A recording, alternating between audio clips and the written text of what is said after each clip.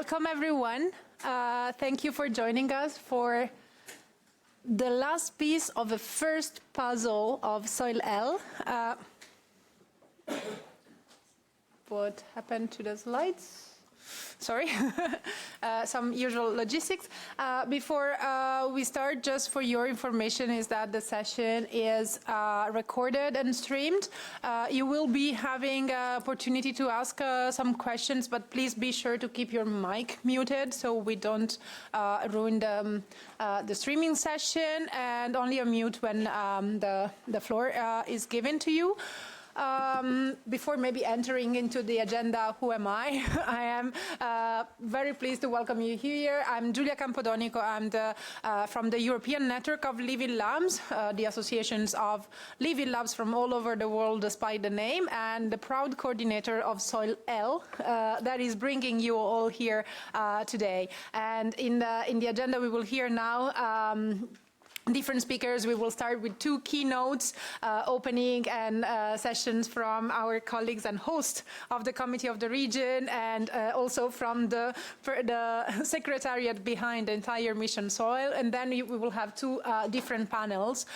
One first more anchoring the Living Labs in the policy sector, and then analyzing the Living Labs and how they can support implementation. And really hearing the voices from the ground, with another, of course, keynote from JRC supporting us. So we are here because of the Mission SOILL. The Mission SOILL aims to have 100 soil health living labs leading the transition towards healthy soil by the end of 2030. And we are almost halfway through it to the establishment, because we now have 45 mission-funded soil health living labs that you can see here. You can see the wall of living labs behind us. We met this morning, some of us for the second time, some of us for the first time, to engage and see how we can collaborate and make these dots really connecting each other. And to connect each other, that's where SOILL, the project I have the pleasure to coordinate, is there for, because we want to really ensure, on one side, the new applicants that are going to apply for obtaining funds and develop new Mission SOILL Living Labs, but also to empower the existing ones to make sure that they grow, they are harmonized, they really work together with the entire mission ecosystems, but also to welcome other soil health living lab initiatives in the wider community. So not only the Living Labs funded by the mission, but also welcoming other initiatives that can grow.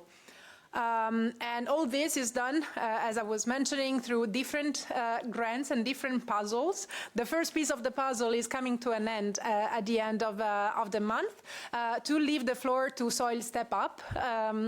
That will really scale the activities and the connection to support the Living Labs until 2030 with the third piece of the puzzle. And we have different activities that we offer, from coordination support, training, capacity building, engagement and promotion, but also monitoring and evaluation, knowledge sharing, and a Soil Hub where you can connect and also learn more about the Mission SOILL Living Labs. If you want to know more about them, also on the table at the desk, you probably have seen the catalog of the first 45 and the results of our monitoring evaluation exercise, where we have collected data on the progress and the performances of the first Living Lab. So don't be shy and take them for your reference. But without wasting more time, I would really like to give the floor to Markku Markkula, who's the Vice President of the European Committee of the Regions and the former President. And most recently, he has served as the Committee of the Region Rapporteur on the EU missions, the new European Innovation Agenda,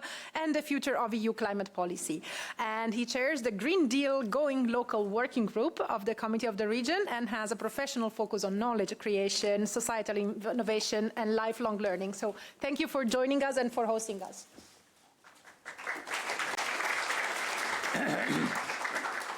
Okay, thank you very much, and really good, especially to see you here and feel the lively discussion you had during the lunch break, and still what you are going on. I got from Julia a brief introduction to what you had already in the morning, so I'm eager really to jump in now for the afternoon around the coffee break. Then I need to leave to be back at home. Tomorrow morning a meeting with our mayor of my city, Espoo.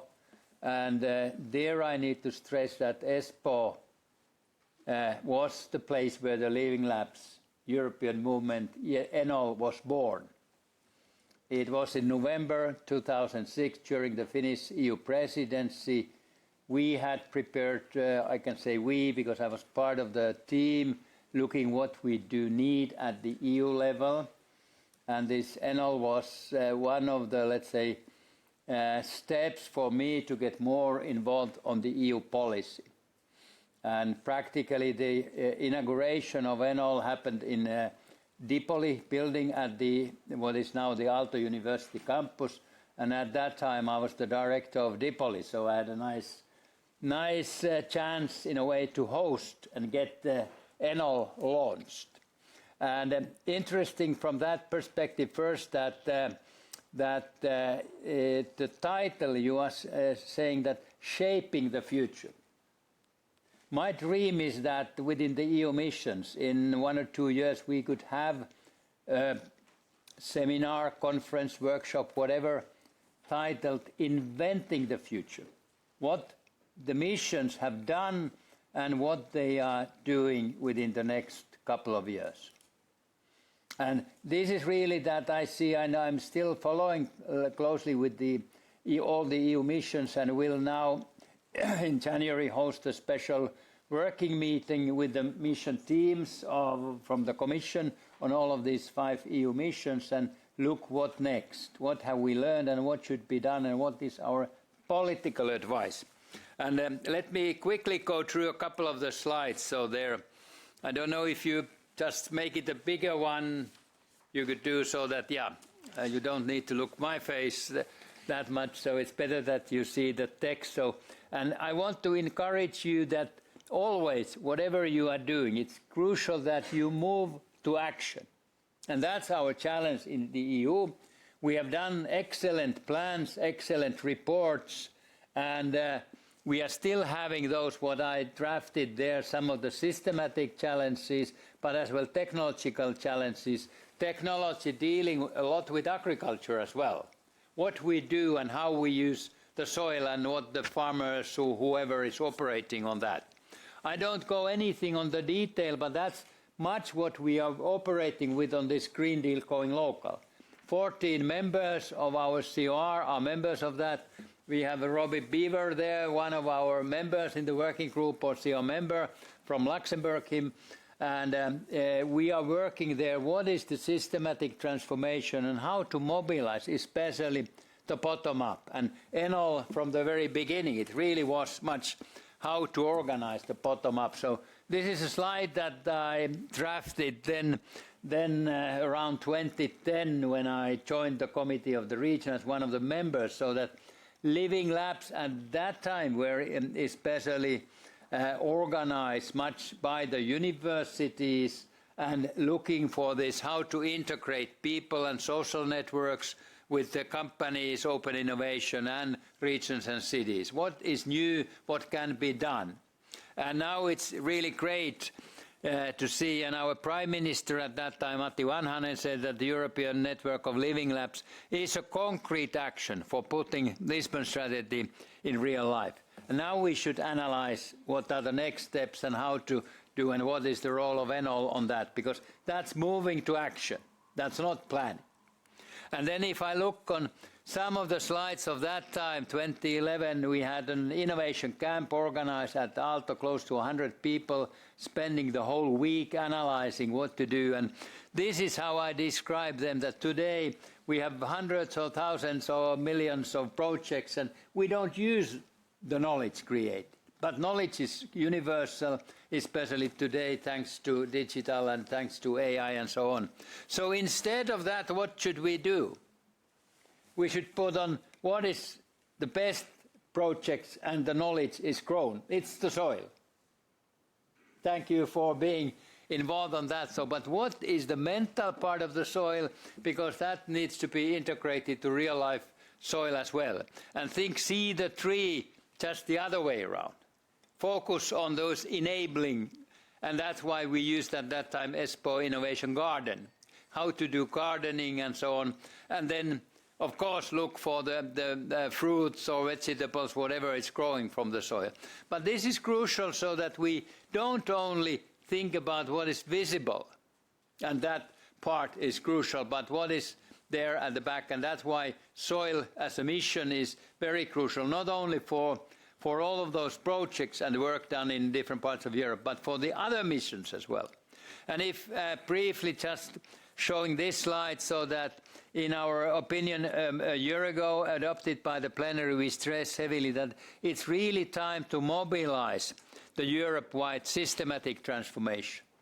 And on that, so we mean as well a lot of knowledge management or knowledge valorization, because already for long it's been known that knowledge is universal. It's within everyone's reach if you find it and if you create your system so that others help you.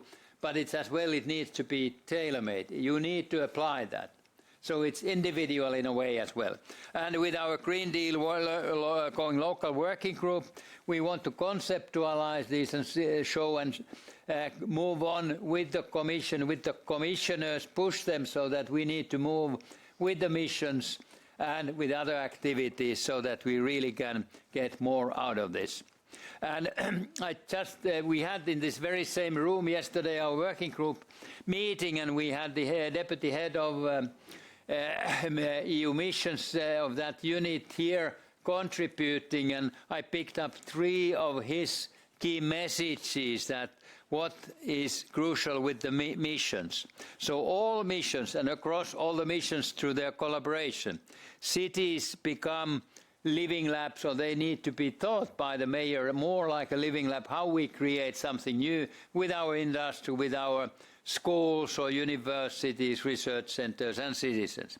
And as well so that the company's industry role is especially because we don't have all the technology we need to be carbon neutral in 2030 or even 2040. We need to invest.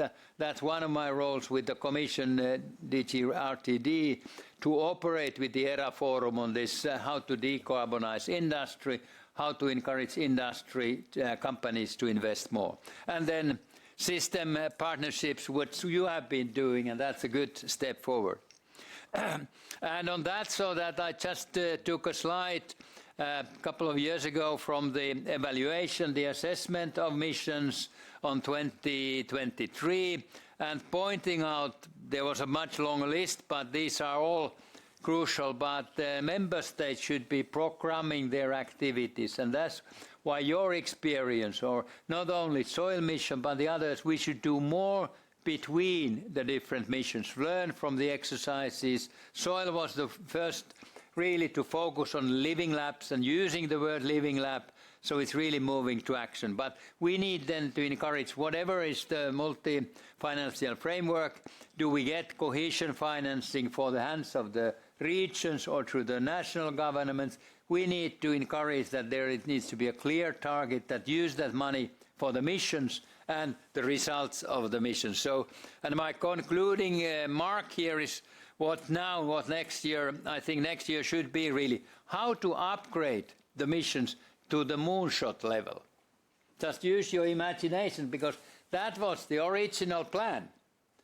Mariana Mazzucato's reports and so on, which were used, and kind of comparing what John F. Kennedy said, we will get by the end of this decade 60s man to the moon safely and back. So we need to do, what is the next phase in the mission? So now we are, maybe you could say that, okay, we are rotating around with our rockets, we are rotating around the globe and looking there, reviewing what's going on, and we now recognize a lot's positive, but how to use modern scientific knowledge to launch the next phase of that report. And that's it, what I want to stress heavily. So we need to move further, we need to use the experience, and not only the knowledge what is already in Brussels, but especially from the ground. Thank you very much. Thank you very much, Marco. Really inspirational.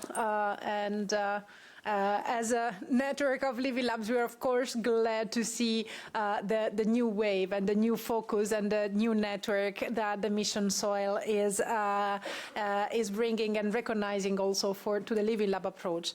And for this, I would like also to thank our next keynote speaker, Henri de Lang, who is the head of the Research Innovation Unit at DG Agri, and he previously worked on organic production within the same DG and at DG Research in various capacity, and he is now the head of the Mission Secretariat, and he will share with us his insights on how to build innovative and inclusive solutions using the Soil Health Living Labs.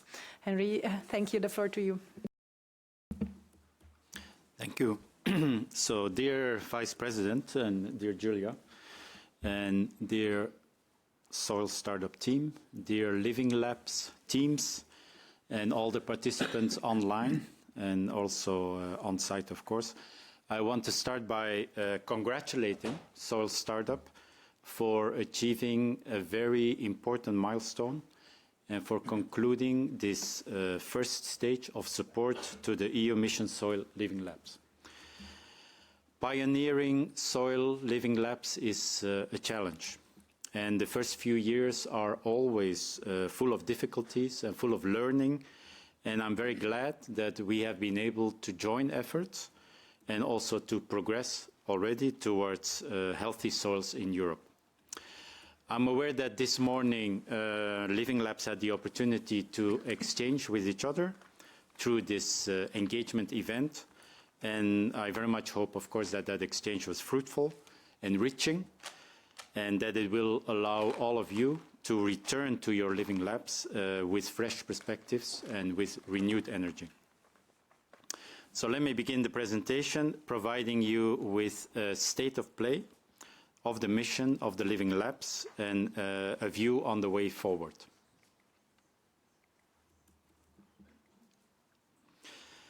So I'll start with the EU policy framework. As you all know, the transformation towards a more competitive, resilient agriculture, and of course also to healthy soils, requires inclusive policies. It requires a broad consensus, and that's the spirit that has guided the Commission since the launch of the strategic dialogue on the future of EU agriculture in 2024. And this strategic dialogue really brought together all of the main actors across the whole agri-food chain, and also non-governmental organizations, civil society, financial institutions, academia. The purpose being to shape a common vision for the future of EU agriculture. And building on the conclusions of that strategic dialogue, in February this year, the Commission presented a new vision for agriculture and food. And this vision aims to build a stronger, a more innovative food system, benefiting farmers, consumers, and creating an attractive, competitive, resilient, and future-proof sector. And what's of course important for today is that this vision explicitly recognizes healthy soils as the cornerstone of a sustainable agriculture and of resilient food systems. And in this respect, of course, the soil monitoring law, adopted only a few weeks ago, represents a very historic step.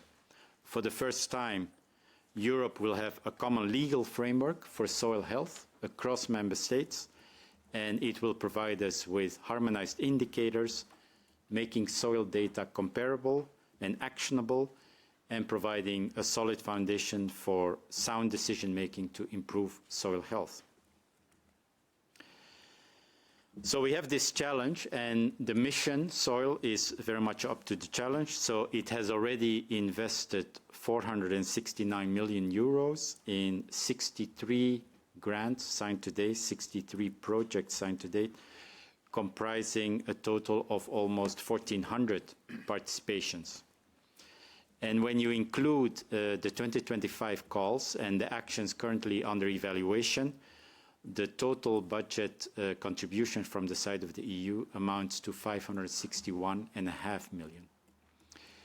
Very soon, at the end of this year, we will also publish the work program 26-27, and which will, of course, provide further funding opportunities.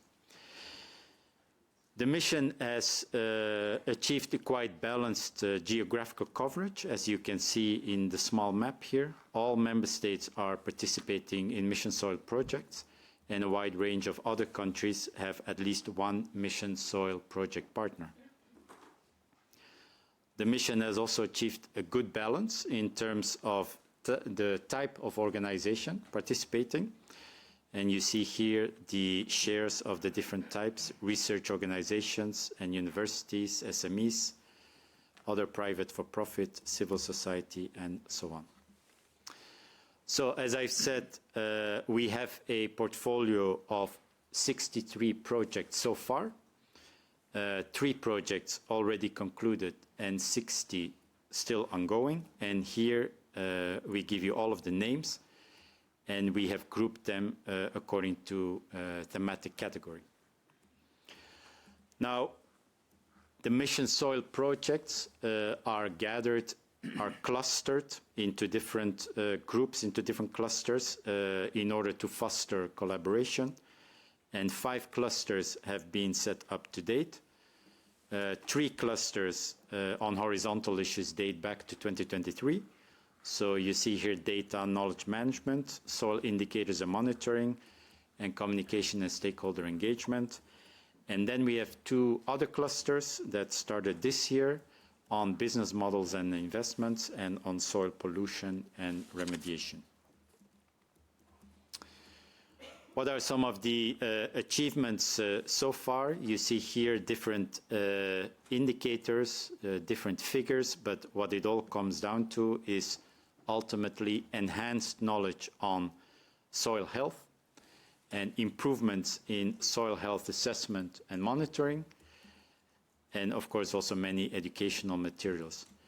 And what is important to note is that the impact of the Mission Soil goes beyond, of course, the organizations working directly on the project, and that the mission reaches, engages, and benefits a wide range of users, and creating a true community around soil science and soil health. Moving on to Living Labs more particularly, of course, as you know, Living Labs are the flagship instrument for the mission, and the goal of achieving 100 Living Labs by 2030 is very well on track, and we are hoping to exceed the goal. So far, we have 45 Living Labs up and running, coordinated under 9 projects, with an investment of 107 million euros. And we are working together with all of you to strike a representative balance between different land uses, different soil challenges, and different biogeographical regions. And you can see it here on this map that the network of Living Labs is not only growing, but ensuring a more representative distribution throughout biogeographical regions. And we also aim for a balanced distribution and representation in terms of land uses, soil challenges, to make sure that we really build solutions benefiting everybody. Living Labs have been engaging with a very wide range of stakeholders. You see here that the largest share is private for-profit entities, 31%, and this is followed by higher and secondary education institutions, and also NGOs and civil society. What is very interesting is that unique participants, the figure reaches almost 100%. So this really shows the mission's capacity to be inclusive and to reach very different types of actors. We also say here something about the objectives. So you see that all of the work really has been steered by the mission's objective, and that steady progress is being made towards addressing all 8 of them. But surely, of course, further efforts will be needed in the future, in particular to reduce desertification, as you can see, and also to stop soil sealing.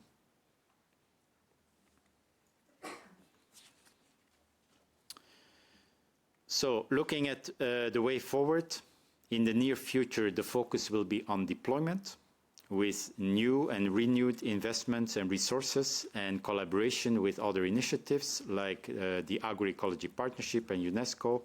And we're also working very hard to anchor the mission into relevant policies, EU policies like the Common Agricultural Policy and the Soil Monitoring Law.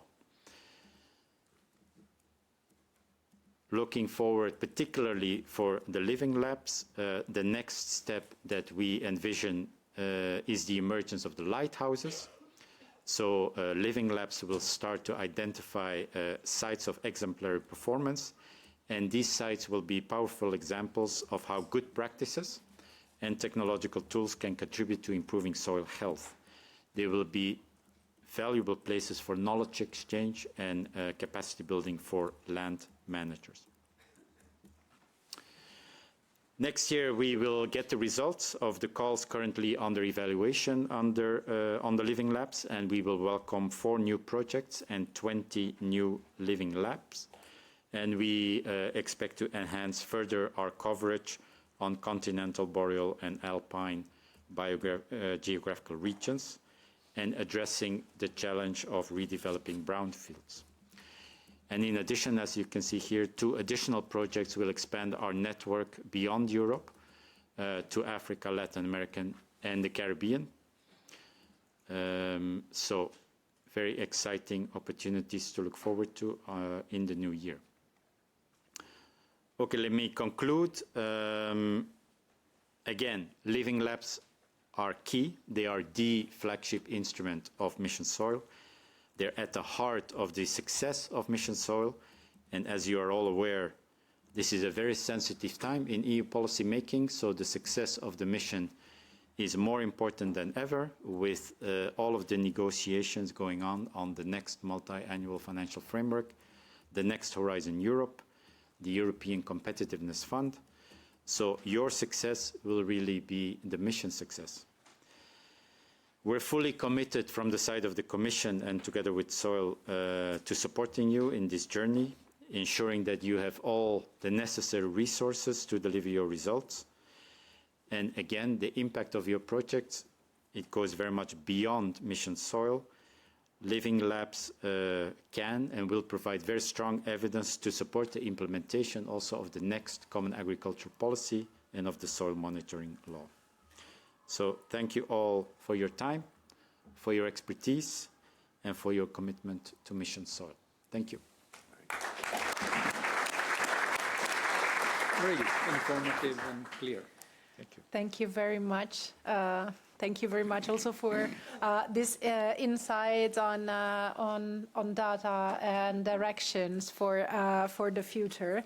And talking about the future, I would like to move to our second session with a panel bringing together different speakers really to address how to anchor and really look at the future and anchor the living labs in the policy sector. So first of all, I would like to welcome here on the stage with us Giuseppe Pellegrino, he works at the European Commission DG for Research and Innovation as a policy officer, bioeconomy and food systems, where he is responsible for the Horizon Europe mission, a soil deal for Europe. So with a background in agroeconomy, he also closely follows bioeconomy trends across Europe. So welcome, Giuseppe. You can join, and thank you to our speakers. In parallel, I would like to welcome with us Bavo Peters, who's a policy officer for soil at the European Commission, DG Environment. So the mission from different perspectives. And Bavo has been working on the EU soil policy since 2017, helping drive the EU soil strategy and the new approved soil monitoring law, bringing a strong analytical background and a practical understanding of how policy actually gets implemented. And today he'll share with us more insights on soil governance and monitoring across Europe. So thank you and welcome. Alongside, I would like to welcome also Angelique Vermeer, hoping, was it good? Representing the Dutch Ministry of Transport, Public Works and Water Management. And she's a policy officer for soil health at the Dutch Ministry and closely involved in the implementation of the newly adopted soil monitoring law in the Netherlands in collaboration with Dutch knowledge institutes. She is working on the development of a framework for monitoring and assessing soil health. So welcome, and also Robbie Bewer, thank you, Councillor of the Municipality of Battenburg and member of the European Committee of the Region, our host today, and he is president of Natuur en Hemveld. Okay, Luxembourg's main environmental organization, and spent 18 years leading SICONA, the regional body working on habitat protection and the implementation of new nature directives. And here, the Committee of the Region, it contributes actively to work on environment, climate, and natural resources, and has been rapporteur on key opinions on biodiversity, forest, and the nature restoration law. So welcome, and thank you for hosting us. And last but not least, Martin Soriano, project manager at Setenma, where he is the EU Research and Development Project Manager and the head of the Circular System Unit. He works on circular economy solutions, soil health and environmental technology, and is currently leading the soil health evaluation and monitoring work in the Your Soil and IcoShell projects, where he manages also the Southeastern Spain Living Lab and IcoShell.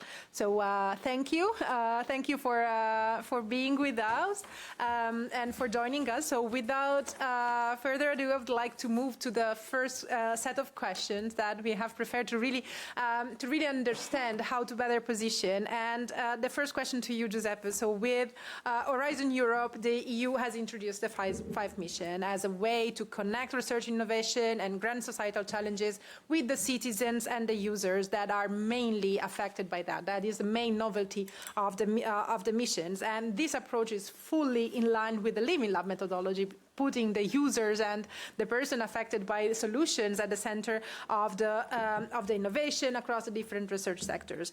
And so it could be from mobility to healthcare, from culture and creativity, and agroecology. I see agroecology partnerships, colleagues over there. And now this method is finally and also adopted by the mission SOIL and encouraged in many other missions, where DG RTD is actually supporting to coordinate the consistency also in the mission to ensure that the mission model functions across all the different 5. So from your experience across the different mission portfolio, how is this way of working being reflected in the EU research and innovation policy?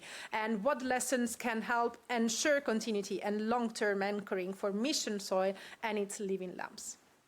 Floor to you. Thank you, Julia. Good afternoon to everyone. Thank you, Mr. Markula, for hosting also us here today. Let me begin by saying that the soul of Horizon Europe is collaborative research. Collaborative research is a key driver of excellence, and this is really being recognized all over the world. I think by mentioning that the MFF, the Multi-Financial Framework Program, Horizon Europe is really a success, is being recognized as a success. And there is a proposed budget that is almost double compared to the previous funding period. But what is also success, talking about collaborative research, is that there is an increased number of countries that comes from far away. I personally don't know any other EU program that is able to reach as far as Canada and New Zealand other than trade policies. This is also because collaborative research is the soul of Horizon Europe. And if collaborative research is the soul of Horizon Europe, then the body, we can say, it's the Living Labs concept. Living Labs concept is not entirely new.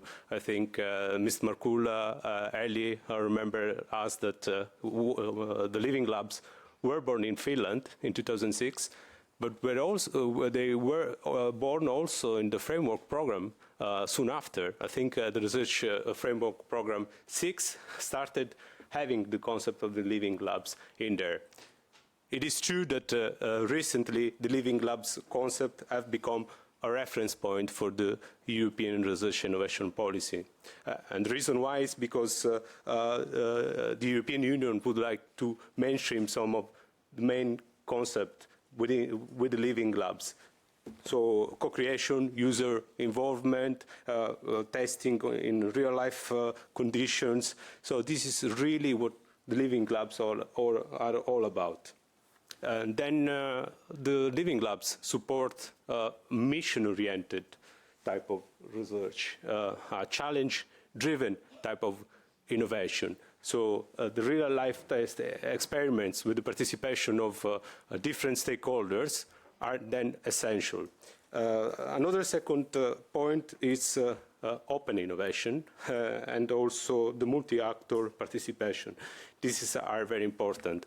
Let's not forget that the mission were conceived with the Mazzucato report to provide solution to societal challenges. And if we want to address societal challenges, we need to work with societal acceptance and societal uptake of the solution being developed by the Living Labs. So that's why they are important. Then another important, the third point that is very important, is the Living Labs. Since we speak in a Committee of Region, the Living Lab are territorial, are place-based. So this is also very important because we connect European research policies on the ground. So these are the aspects that really are related to the research innovation policy. And then how we could ensure the long-term within the future. This is also very interesting. We need to invent, not to work for the future, but invent the future, as Mr. Markula said. And the Living Labs are really the place there. And an important point about the lessons that we learned, it's again the openness that I would like to use the same indicator that you used also in your report. I think openness it's really a key factor. Having this multi-actor approach with different actors, it's really what can make, we can be sure that this is really a key point and will help us to achieve greatest challenge ahead. Thank you very much, Giuseppe. Really inspiring. I like to see Living Lab as a body with many heads, I have to say. Thank you for this. Bavo, now on your experience, so the adoption of the soil monitoring law marks a major step towards a EU-shared framework for soil data monitoring and reporting. And at the same time, the EU-wide restoration agenda depends on reliable information and practical implementation tools that Living Labs can contribute, both by providing grounded insights and testing approaches, but also operating as research infrastructure, with harmonized methods that support data exchange and benchmarking across sectors. So how do you see, in your view, Living Labs contributing to the implementation of the soil monitoring law in the coming years? Hi, good afternoon. Thank you for the question. In the directive, there are several references to the soil mission and the Living Labs, and I think those are very important to bring the dry legal requirements into practice. We adopted the directive, so the main obligations fall on the member states. They have the main responsibility, and I will go through a couple of the main building blocks of the directive and try to explain where the Living Labs could maybe contribute. So member states will have an obligation to monitor and assess soil health on their territory. So Living Labs can help to see what indicators are well suited to monitor soil degradation. There are already projects on erosion, on salinity, on soil biodiversity, etc. What we need is more innovative and cost-efficient monitoring solutions. Think of digital sensors, application of AI, machine learning, big data, etc. So developing new methodologies and standards. The directive also refers to remote sensing. So the Commission should build further on what already exists under the Copernicus program and further develop that, not only to monitor the most evident or most easy problems from the sky, such as soil sealing or land take, but also go further and see what else is possible. The directive also foresees a number of reference methodologies, and if member states use other than those methodologies, they need to have transfer functions to convert the data into as if they were measured with reference methodologies. And also there is already work ongoing. The directive also foresees that foresees in the establishment of a digital soil health portal that collects and brings together all the knowledge and the soil health data. And projects have the possibility to also integrate voluntarily their data in that portal. Another important block is everything that has to do with sustainable soil management and soil resilience. There, the member states have an obligation to provide advice, to foresee sufficient training, capacity building, to raise awareness, literacy, and to fund research and innovations.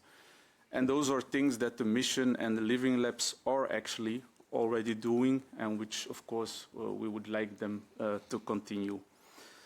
Further, it's important that the Living Labs test on the ground sustainable soil management practices and see if these work under different circumstances, so different soil conditions, but also different land uses, because our directive applies everywhere, agricultural land, forest, urban, etc. Member states also need to take into account or implement land take mitigation principles and try to integrate a land take hierarchy. So avoid, reduce, mitigate and offset land take where possible.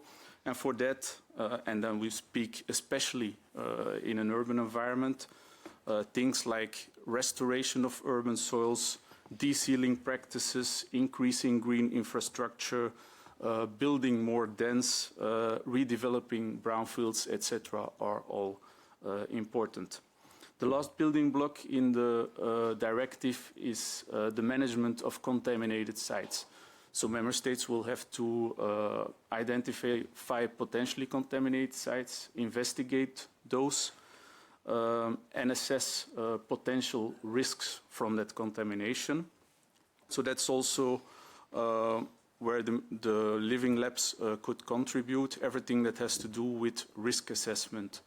Also keeping track of the risks of emerging contaminants, so all the new chemicals that are being developed, but from which we do not necessarily know immediately what the risks are. The Living Labs could also especially contribute to everything that has to do with innovation of investigation techniques and remediation techniques. So the directive contains a list with potential indicative techniques that can be applied by member state. And then to conclude, member states will also have to set up a public online register where member states need to disclose all the data at site level of contaminated sites. So data analysis techniques, again, big data, etc., could be very relevant in that respect. Thank you very much. quite a long list of contributions for our fellow Living Labs. Quite a good inspirational homework, but also a lot of commitment for member states that I hear, and that's its perfect connection to Angelique. That as a national representative, actually in the Netherlands, has a long experience with soil health monitoring, data systems, and integrated land management. And approaches. But now with the monitoring law and these additional commitments is really the time for starting implementing these requirements and identifying the practices. And this is where the Living Labs can come and support and providing. And what we would like to hear from your national perspective is like which elements of the Dutch approach could inform the implementation of the soil monitoring law, and how might Living Labs support the national monitoring and policy uptake on the other side? Thank you for that question, Julia. Yeah, it is indeed true that the Netherlands has quite some history already with collecting data on soil quality. And also we have had soil laws on soil quality for about 40 years now. But the focus has been mostly on chemical soil quality and a risk-based perspective. Yeah, so in 1980 in the Netherlands we have had an incident in Lekkerkerk where houses were built on contaminated soil, and that has prompted a very large mapping exercise of all contaminated sites, and also a very big effort to remediate those contaminated sites. And well, that has led to a lot of information on soil quality being publicly available in the Netherlands and accessible through portals. So you would think that is a very nice start for the implementation of the soil monitoring law, which requires us to disclose this information on contaminated soil. However, we have since also adopted an act on the environment and spatial planning, which has mostly decentralized the responsibilities regarding soil quality. So we do still have an exercise to, again, bring back this data on a national level to make sure that there are no data gaps, and to make sure we have a countrywide coverage of data on contaminated sites. And then, of course, there is land stake, which we have not been monitoring. So there we still have a lot to do, and a lot of knowledge also to be developed how we can do this using remote sensing techniques. And then, of course, soil health or soil quality, which is what I'm mostly working on as well. We've had some initiatives already to map general soil quality in the Netherlands. We've had a monitoring campaign running from 1993 to 2014, I think. Yes, 2014, which has since been discontinued. And in recent years, we've had a comprehensive mapping exercise of the agricultural soils, which was done with an integrated approach, looking at chemical, biological, and physical aspects of soil health. And recent years, we have also been looking into soil health in urban context a bit more, which is also an area where we still have a lot to learn as well.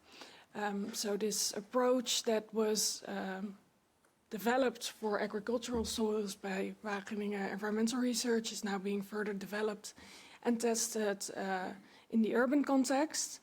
And this is also an example of multi-stakeholder collaboration project that we are involved in, because we are collaborating there with local authorities to further adapt this framework for cities. And so for cities and in the urban context, which is a bit on a lower skill level than what we need for the national implementation of the soil monitoring law, but still there's very useful information for us to collect from this project. For example, we really don't have a very good view of what a healthy soil means in the context of cities. So yeah, this is just one example of multi-stakeholder collaboration in the Netherlands. We've had a very long history already with this, and I'm sorry, I just need to have a bit of water.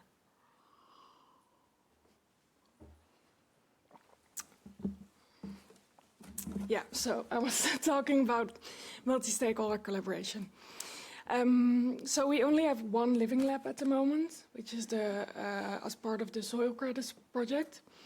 But we have quite a lot of projects that operate as a living lab regarding soil health. So, for instance, we have the Zegveld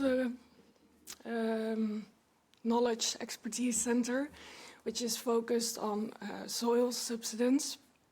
And this is a great example where farmers are collaborating with the knowledge institutes to learn more about what sustainable soil management means for peatlands.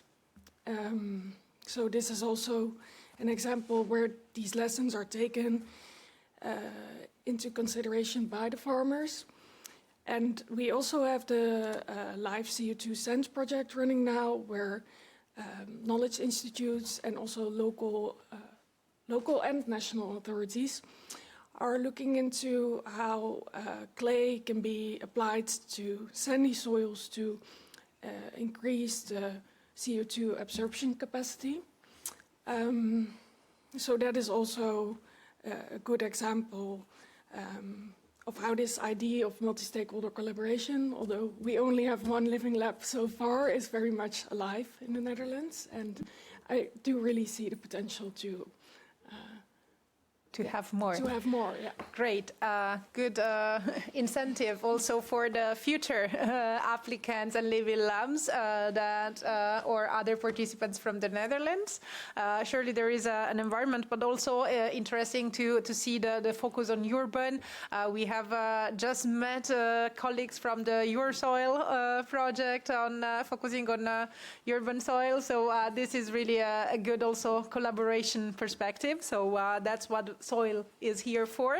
But also I like the perspective of collaborating with the urban and the local authorities. And this is really perfect for giving the floor to our next panelist, so Robbie. So in this case, soil health and restoration rely a lot on place-based actions, where municipalities and the regions play a central role in planning the implementation. And the Committee of the Region has consistently worked to ensure that territorial perspectives are always recognized in the EU environmental and restoration policy. And living labs could be, we saw also from the speakers before, can help the connection between the territorial needs and the broader policy goals. And in your perspective, how can the local and regional authorities work more effectively with living labs or use the insights coming from their experimentation to advance on one side the soil restoration objectives, but also help strengthen the territorial understanding and these approaches? Thank you, Julia, for the question, and congratulations for this room full of listeners, this large audience. Congratulations so far. But yes, I want to start with agreeing soil health and restoration, they are inherently local. They depend on specific territorial conditions like soil types, land use and socio-economic realities. That's why municipalities and regions are central to implementation. And if I look at the Green Deal, the EU biodiversity strategies in nature restoration law, I assume that at least 70% of all this regulation is implemented on the local, regional level. So they will not have a success if we as local and regional authorities are not playing the game. So the Committee of the Regions has long advocated for territorial perspectives in EU environmental policy, and Living Labs under the EU mission A Soil Deal for Europe offer a way to connect local experimentation with EU-wide objectives, ensuring innovation is tested and scaled in real-life context. So we can, as local and regional authorities, work with living levels. I say partly by co-creation, meaning that municipalities and other relevant local levels, we can act as conveners and awareness builder, embedding local priorities such as reducing soil sealing or improving agricultural practices into Living Lab agendas. This fosters co-ownership and accelerates update. I would underline the word awareness raising.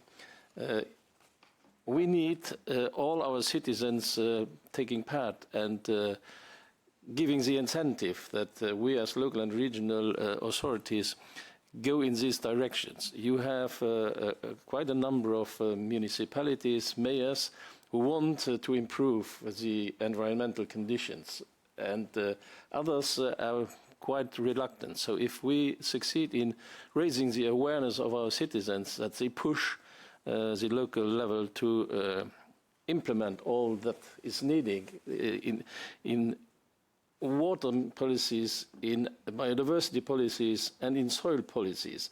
And I think the awareness raising is, in this context of soil, very important, because quite a number of citizens just don't realize what soil means.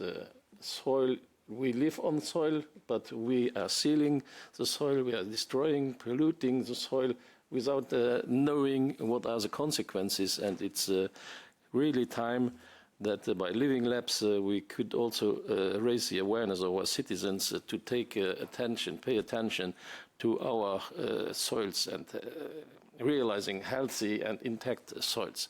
So on the other hand, we can, as local and regional authorities, help in data collecting and monitoring, so that the local soil monitoring systems, the methodologies and technical approaches are spread around us, neighboring local authorities, and so on, that at the end this should contribute to strengthen how the way different levels plan can for the use of climate and that adaptation and land use and environmental protection and biodiversity, what we can do on the local level. I should underline this, having the front runner image, and that means that all the other municipalities and regions see that it is feasible and it's well accepted by our citizens. So the Committee of the Regions can advocate for locally sensitive national regional partnership plans in the next MFF at the EU level, and we can advocate for flexible frameworks so EU soil policies could adapt to local realities. And we can facilitate a knowledge exchange and push for public support on capacity building and financing, ensuring smaller municipalities have resources to engage in Living Labs. So I hope you see or understood that we, as engaged local and regional authorities, I would say a guarantee for having all the Living Labs initiatives implemented in all the national, regional, and overall on the local level. Thank you. That's amazing. Thank you very much, Ravi. And this collaboration and working together, this brings me also to Martin, because you're here to represent also the experience of Setema of collaborating with the region of Murcia, also through the ICOShell Living Lab. And you can bring us a practical example of how the regional authorities and the Living Labs can work together on soil and restoration challenges. And this experience is highlighting both the opportunities and the operational needs of regional national implementation and how the local evidence can inform wider policy framework and regulatory learning. And what we would like to hear from you is, from the Murcia experience, what conditions make collaboration between a region and a living lab and its living lab, or more than one living lab, effective, and how can this practical experience can be better reflected in the national and the EU restoration and soil policies. Okay, so hello everyone, and thank you very much to SOIL and also to Mr. Markula, to the Committee of the Regions, for inviting us. And as you said, Julia, so I'm here representing the region of Murcia, the office of the region of Murcia, and this is already approved that the regional offices are very useful because I mean we try to be up to date on what is going on here, but their help is crucial for they are like our eyes here in Brussels. And yeah, so if there is something that I've learned, I already knew, or I was already imagining about the expectations from living labs, and I think the pressure is on us, right? So there are a lot of expectations, which I like personally. So I like challenges, but contribution in policy is another expectation. Probably is another thing to put on our list. And just because in the coordination of projects, this is something that we know that is crucial, providing input to policy, but at the living level. So this is something that we need to explain. But honestly, I think that we are in a very good position. So I've been reflecting after being invited to this forum. I've been reflecting about what is our potential contribution and how the connection with the regions and the impact at the local level. So how we can, as Living Lab, we can contribute, right, to policy.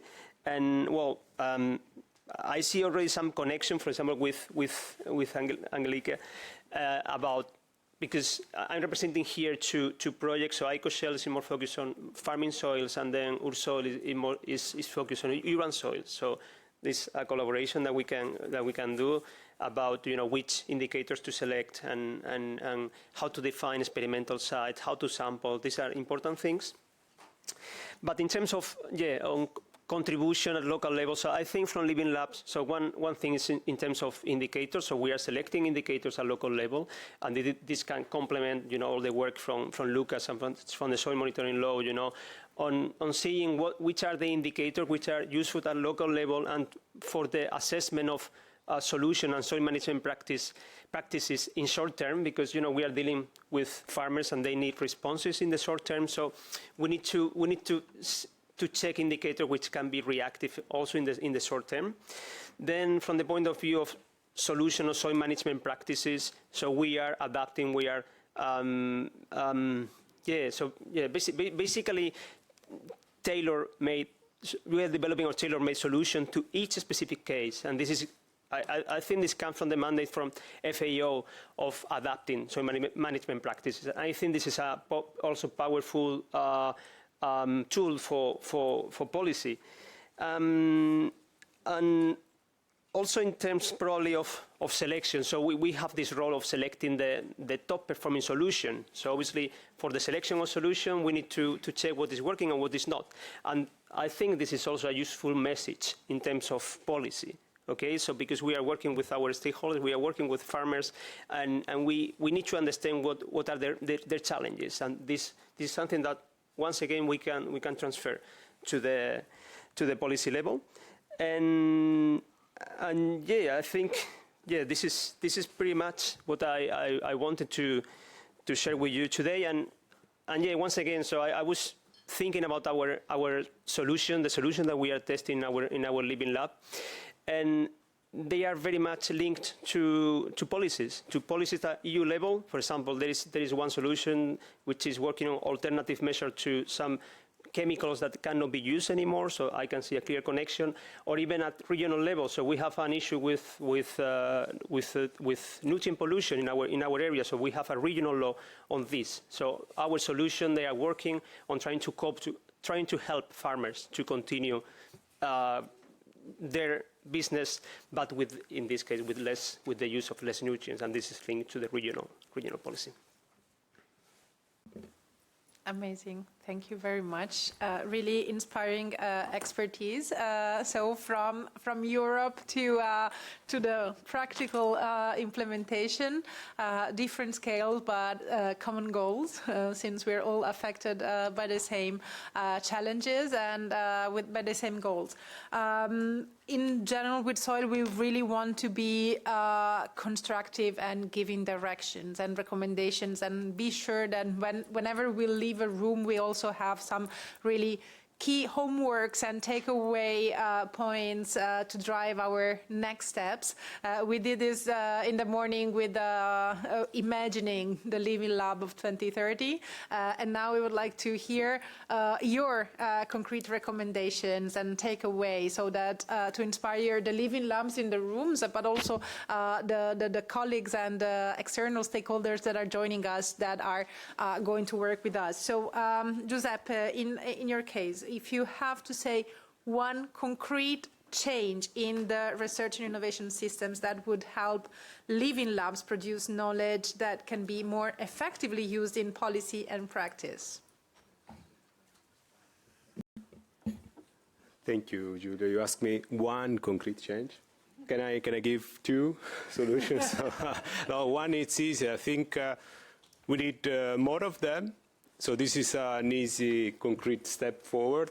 It's also easy to quantify. I am already astonished of the difference that there is here, also regional, the type of stakeholders, but we need also next time to be all with the wall complete. So I think this is a matter of time, since the soil mission is well on track for that. We need to reach 100 living labs, maybe more, within also other type of research and innovation policies.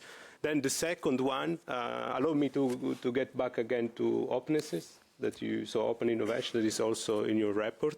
I think it is a strategic element of the living labs.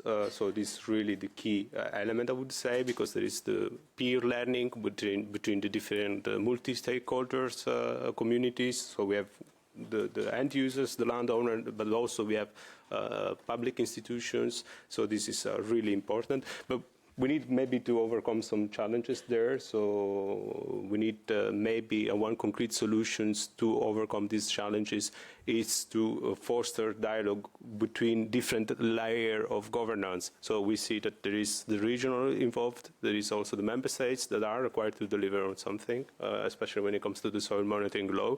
But also this type of engagement should be strengthened and be visible also, I think, at the European level. So that's my point.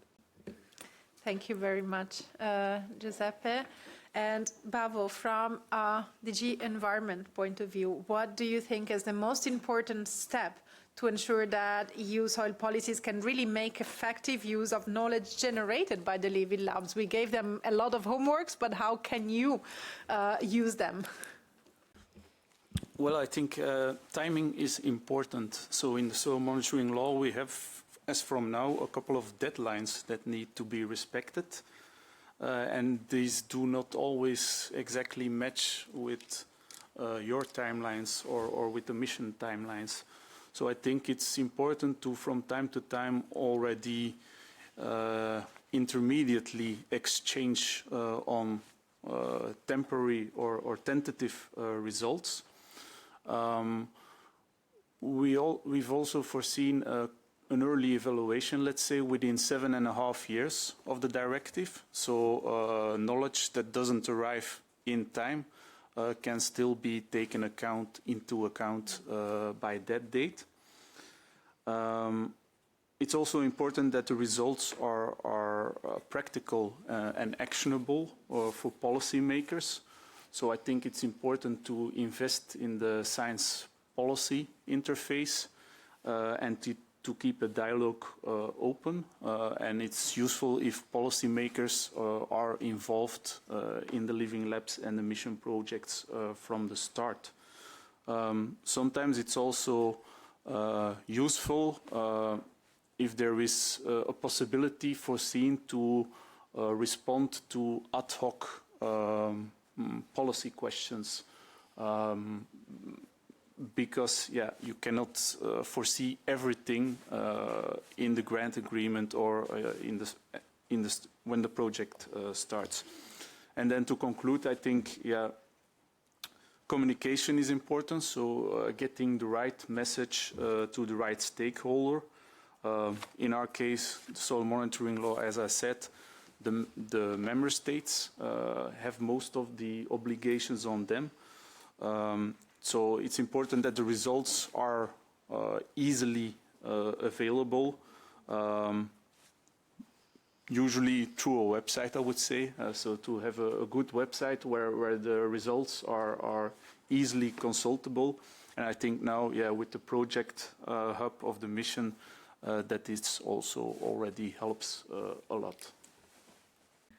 Thank you very much.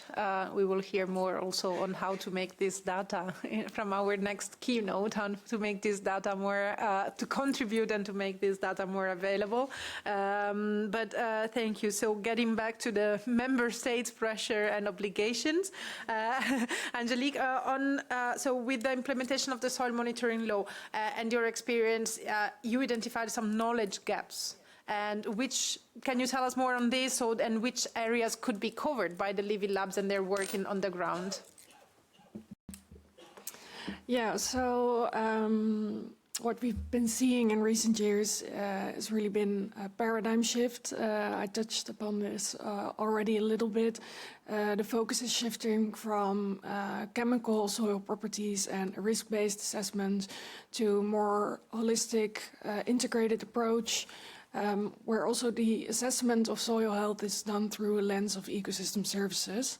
And this is also what we see in the soil monitoring law. And it comes with some knowledge gaps indeed. And the big question is, what is it? What is a healthy soil? And what does it mean in different contexts?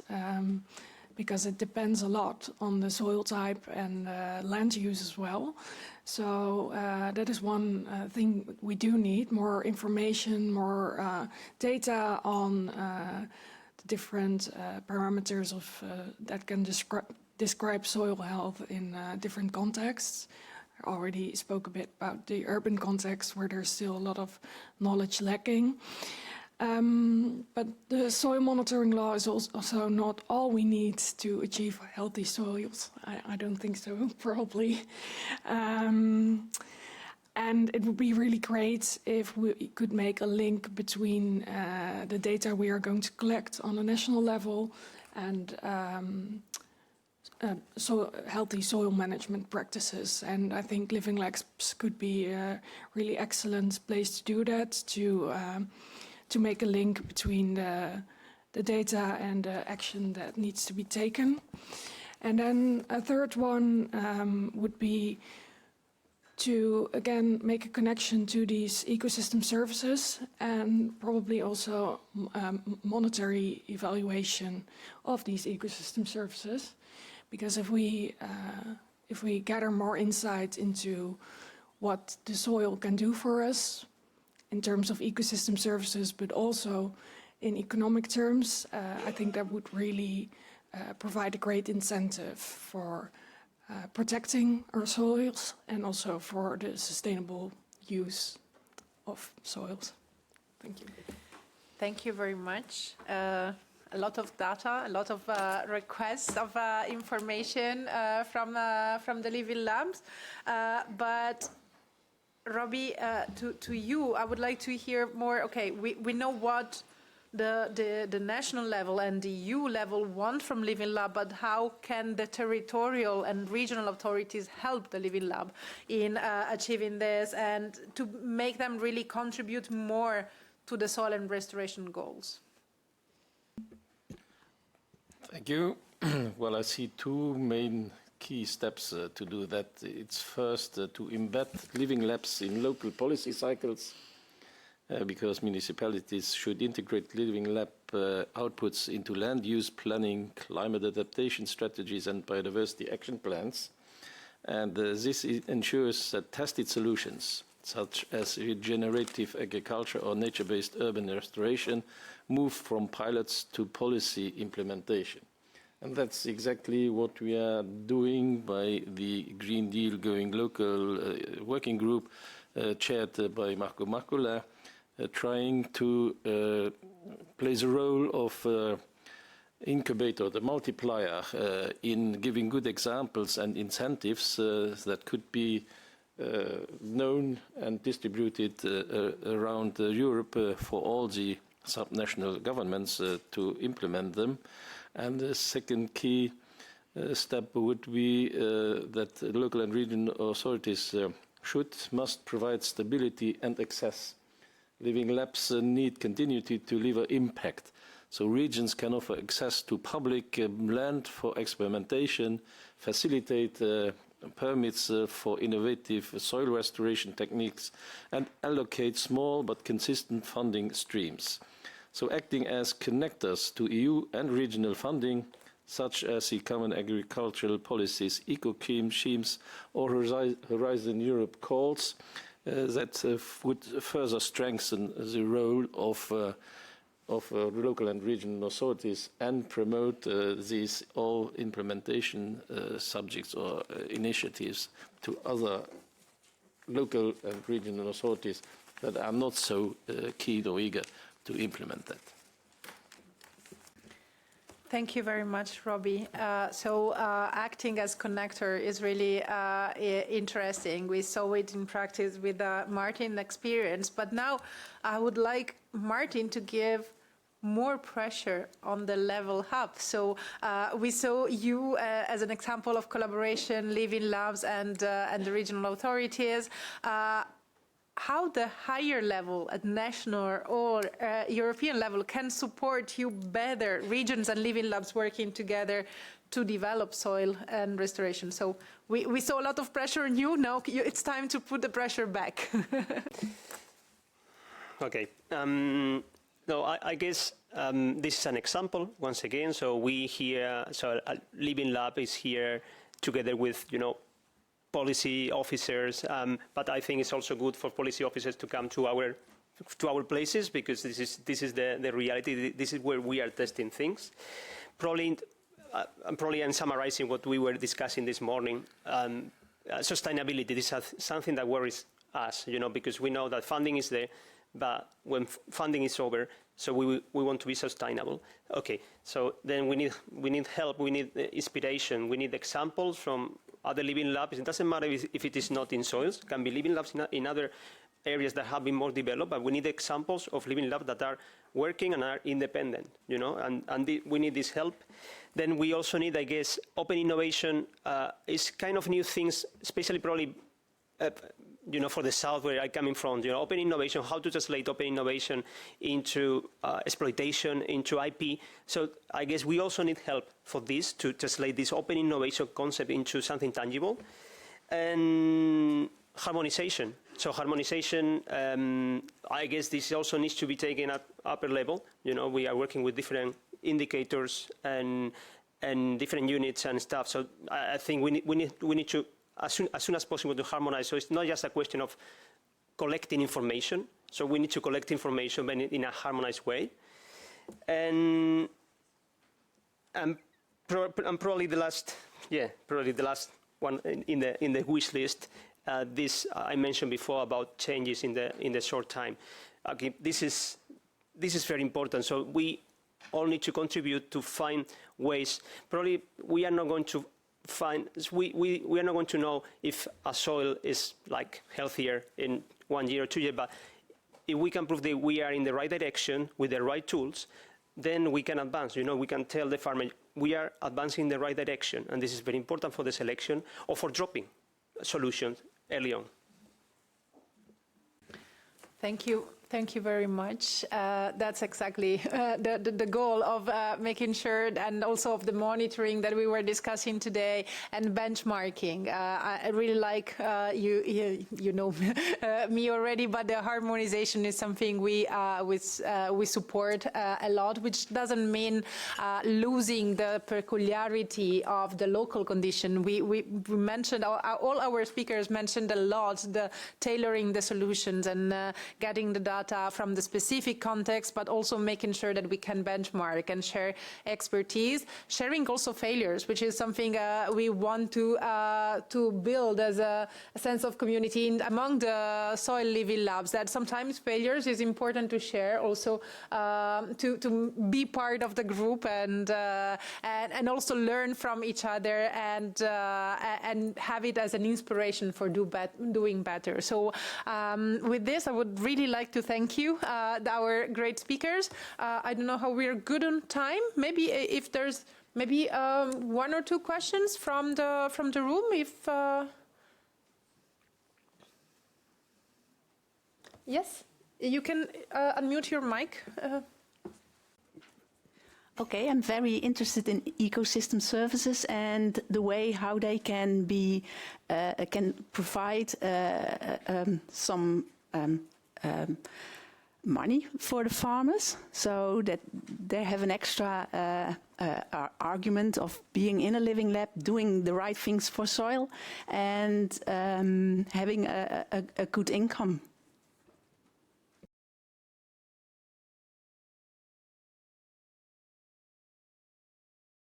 Yes, I think so, because you started talking about ecosystem services. Please.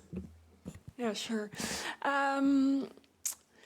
Yeah, I also think that this is a very promising avenue, but there's also still a lot of knowledge gaps, as I mentioned.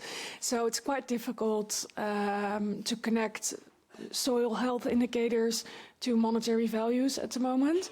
But we do have some initiatives in the Netherlands. For instance, we have the Open Soil Index, where ASR, which is I just realized I don't know the English word for this. They are renting land to farmers, and the farmers can get a discount if they give insight into the soil health on their farm and come up with a plan to improve the soil health. So that is a way already a bit indirectly where ecosystem services are taken into account in a financial way. But I think a lot more would be possible if we, and it begins with data collection. So I think the soil monitoring law is a nice start. It will give us more insight in soil health indicators and how they are connected to the wider ecosystem. And hopefully we can connect monetary values to that as well in the long term. Yeah. Amazing. Thank you very much. Time for one more question, if any? Oh, sorry. Hello, my question is again for Angelique. You mentioned economic aspects for living labs, and I would like to listen to more information about how these economic aspects can be improved for living labs, particularly by the projects and by the research. Thanks. I'm not sure if I fully understand the question. You mean the funding of the living labs itself? Yes, as well. Okay. Because I wasn't really referring to that. I was referring more to connecting monetary value to ecosystem services, and I think for the funding of living labs. Yeah, probably one of the other panelists can better address that question. Well, it's it's one of the challenges that came up this morning as well in our discussion with the Living Labs. Ecosystem services is one of the solutions, but that the Living Labs can also provide. But not only a long journey. We will be happy to share more insights as we progress together, also with our colleagues and on gathering examples, and but surely starting from a stable business model, looking at thinking already at the day after is the starting point that we were discussing, and of our time travel that we experienced this morning, of seeing how we wanted to be in 2030. So with this, I would like to thanks first of all, our speakers. Thank you for joining us and for sharing your feedbacks and also guidelines and homeworks that we will take home. So first, thank you.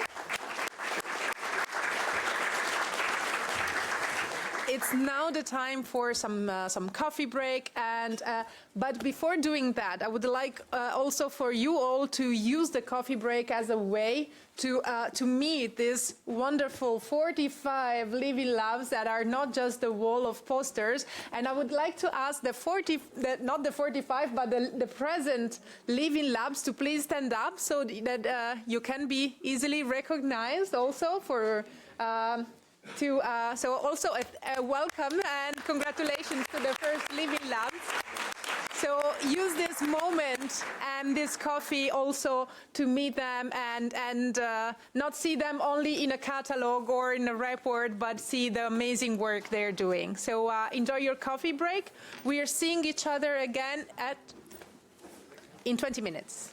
20 minutes. Welcome back. I know it's tiring, but now the fun part begins. No pressure, Panos. So thank you. I hope you used. I saw some Insta pics. I saw some mingling. So that's really good. Now I would like you to join me in welcoming our next keynote, Panos Panagos, project leader of the EU Soil Observatory, who is a senior scientist at JRC, the Joint Research Center of the Commission, where he's leading USO, the EU Soil Observatory, and contributed to key EU initiatives, soil initiatives, including the many times mentioned soil monitoring law, but also the EU Soil Strategy 2030. And he's now overseeing the JRC support to the mission soil. So, Panos, floor to you. Thank you. Many thanks, Julia. Many thanks, Mr. Makula. Many thanks to you for being here. And many thanks also for the kind words. It's a difficult time, but I hope that I make this more appealing, and I will try to make this presentation more appealing by presenting some numbers. So we discussed in the break with Mr. Makula about how we need the science in order to support some and to give some messages also to policymakers. So in the European Commission, the GRC, we come with some numbers, this long research that was done before, in order to have some science evidence approach. I underline this word because with science evidence approach we want to prove that some action is needed, and unfortunately the degradation in the EU is accelerating. We are not in a good condition, and you can see in this slide some numbers which are unfortunately worrying. 60 to 70% of our soils are not in healthy condition. 1/4 of our soils have high erosion rate, unsustainable erosion rates. We have issues of soil sealing, of course, and our soils are losing carbon, unfortunately, and this is not good for climate change. And we have noticed as well that 25% of particularly in the southern Europe, suffers from desertification issues. We spoke a lot, our colleagues from DG Environment spoke a lot about the contaminated sites, and we have already identified 390,000 contaminated sites, but we estimate that this may be around 3 million in the EU. And we, of course, have issues of nutrient losses. And if we sum up all this cost for the society, it may be almost 50 billion euros. This was a number that was presented in the impact assessment of the soil monitoring law. However, with latest research, these numbers can be between 41 and 73 billion euros. So based on scientific evidence, and we try to present this scientific evidence as well and to convince the policymakers that an action is needed. And fortunately, we have now a directive, an adopted directive. So the soil monitoring law was proposed by the Commission 5th of July 23, and now we have the final approval. It's the first ever legislation on soils. It's important it provides a harmonized definition on soil health, so we know and we have agreed now officially what means soil health. The very important that it's relevant to your work, of course, has to do with the second bullet point on a comprehensive and coherent monitoring framework. So the directive puts a lot of emphasis on soil monitoring and, of course, initiates a gradual implementation of sustainable soil management, address the situation of contaminated sites, and we have also this aspirational, let's say, objective that by 2050 all our soils can be in healthy condition. In the EU Soil Observatory, of course, we support the implementation of the soil monitoring law. We'll support the implementation of the soil monitoring law. We support this forum, of course, on the soil mission. We support the soil mission secretariat, but also we support other policies, like the carbon removal and carbon farming regulation, which is an important regulation. And not only this, I mean, we support the Common Agricultural Policy, the Nature Restoration Law, the Digital Europe, and other policies. And we have drafted recently a policy report, the state of soils in the EU, and it's written in in a nice language that shows the main messages. So what is the EU Soil Observatory? Is the body that produces knowledge for soil at European scale. And how we do this? We do this with 5 pillars, we can say, starting clockwise from the left by soil monitoring, and there we have a well-established system named Lucas, to monitor, of course, the soil health policies, and we do this with different dashboards, to have a strong European soil data center, to interact with the stakeholders, and you can potentially be our stakeholders, and to increase the literacy. We listened before about the increase of awareness, and of course we are a research organization, and we want as well to develop further research in order to support the policies. Lucas is our current system. It's a huge success project that started in 2009. Is the one which allows us to monitor our soils at European scale till now. I mean, now we're moving with the soil monitoring law in a different direction, of course. We'll have much more data coming from member states, but till now, based on Lucas, based on this interesting monitoring scheme that we have proposed, starting from the field, starting from the ground, analyzing the data, put in place some interesting machine learning models and produce those interesting maps that at the end supported the different policies like the EU strategy, the soil mission, the carbon farming, nature restoration law, zero pollution, and many others. So Lucas has been run for 4 periods, 2009, 2015, 18, 22. Of course, has given to you a lot of inspiration because what parameters we monitor, how we do the sampling, all this kind of stuff has helped and has paved the way as well for future implementation. And based on the data sets that we have assessed and produced in the EUSO, we followed a convergence of evidence approach in order to assess the current status of health of soils in the EU. And unfortunately, the message is not good. As I said in my introduction, 62% of our soils are not in healthy condition. We follow this convergence of evidence based on 19 indicators, and we present this dashboard which shows the geography and the intensity of different degradation processes in different areas of Europe. Unfortunately, the results are not good, particularly for agricultural soils. GRC is part of the mission, of our ISO mission, and particularly we know very well that we are in the second block on living labs, but of course there is also the research and innovation which has to do with the development of indicators. And we as GRC and EU Soil Observatory, we try to harmonize these indicators and we manage these building blocks in collaboration with important projects like the benchmarks, MARVIC, MRV for SOC, SOIL-WISE, and I for Soil Health. And very important, where we deposit our data sets. We deposit our data sets in the European Soil Data Center. You may have visited it, you may have downloaded those data sets. We promoted much the open access, so currently we have more than 140 data sets, a lot of maps, scientific evidence. It's one of the most thematic visited websites in the GRC.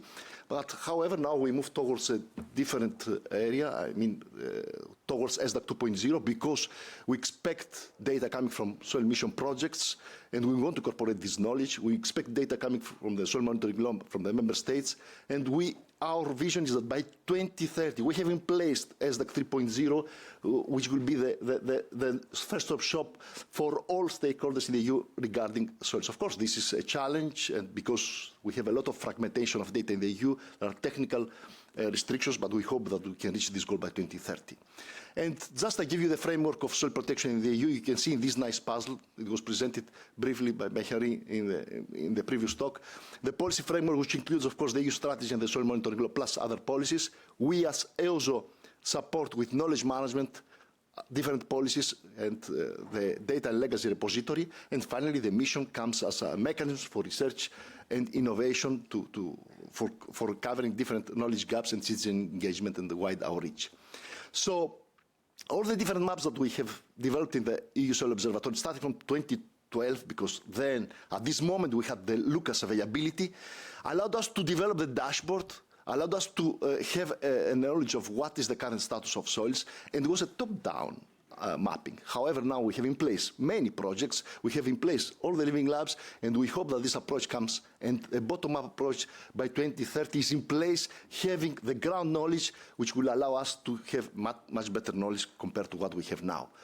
I scanned the report, I have seen this interesting graph, which shows your competency in different soil indicators. And this is a huge source of information that will allow us, and as well, the policy makers to interact and to have much better knowledge. I'm particularly interested in soil erosion models, soil organic carbon. I'm happy to collaborate with many living labs to see what's going on soil erosion, what are the best management practices, how we can get better. Is the 2 tons per hectare that we have proposed a nice threshold, an interesting threshold, or we should change? So there is a lot to be done. So what I also can offer to the living labs? So we can provide technical assistance. I mean, we have done a lot of work with Lucas sampling and for monitoring. We can support with technical trainings. We have an interesting training in Bilbao, and now we have an online training that I propose that you can follow now on soil sampling. It takes place 10th of December. Of course, offer guidance on policy framework, promote your events through our newsletter. We have almost 14,000 subscribers. It's a huge impact of our EOSO newsletter. And of course, facilitates, we have a nice tool which is named Stakeholder Forum, interacting with the stakeholders. Finally, an important slide, because I came in Brussels not only for this event, because we had the data cluster yesterday, and in collaboration with SoilWise, we developed this interesting platform. I mean, the catalog, which will allow to make findable your data. So we encourage you. We had many interactions with many mission projects and also the living labs being in the data cluster on how we can make better use of this catalog, how the project data can be deposited in Zenodo in public repositories, and how we can make the best use of the catalog by compiling very well the metadata, etc., etc. And we expect that this becomes operational and has an important impact. Thank you very much for your attention.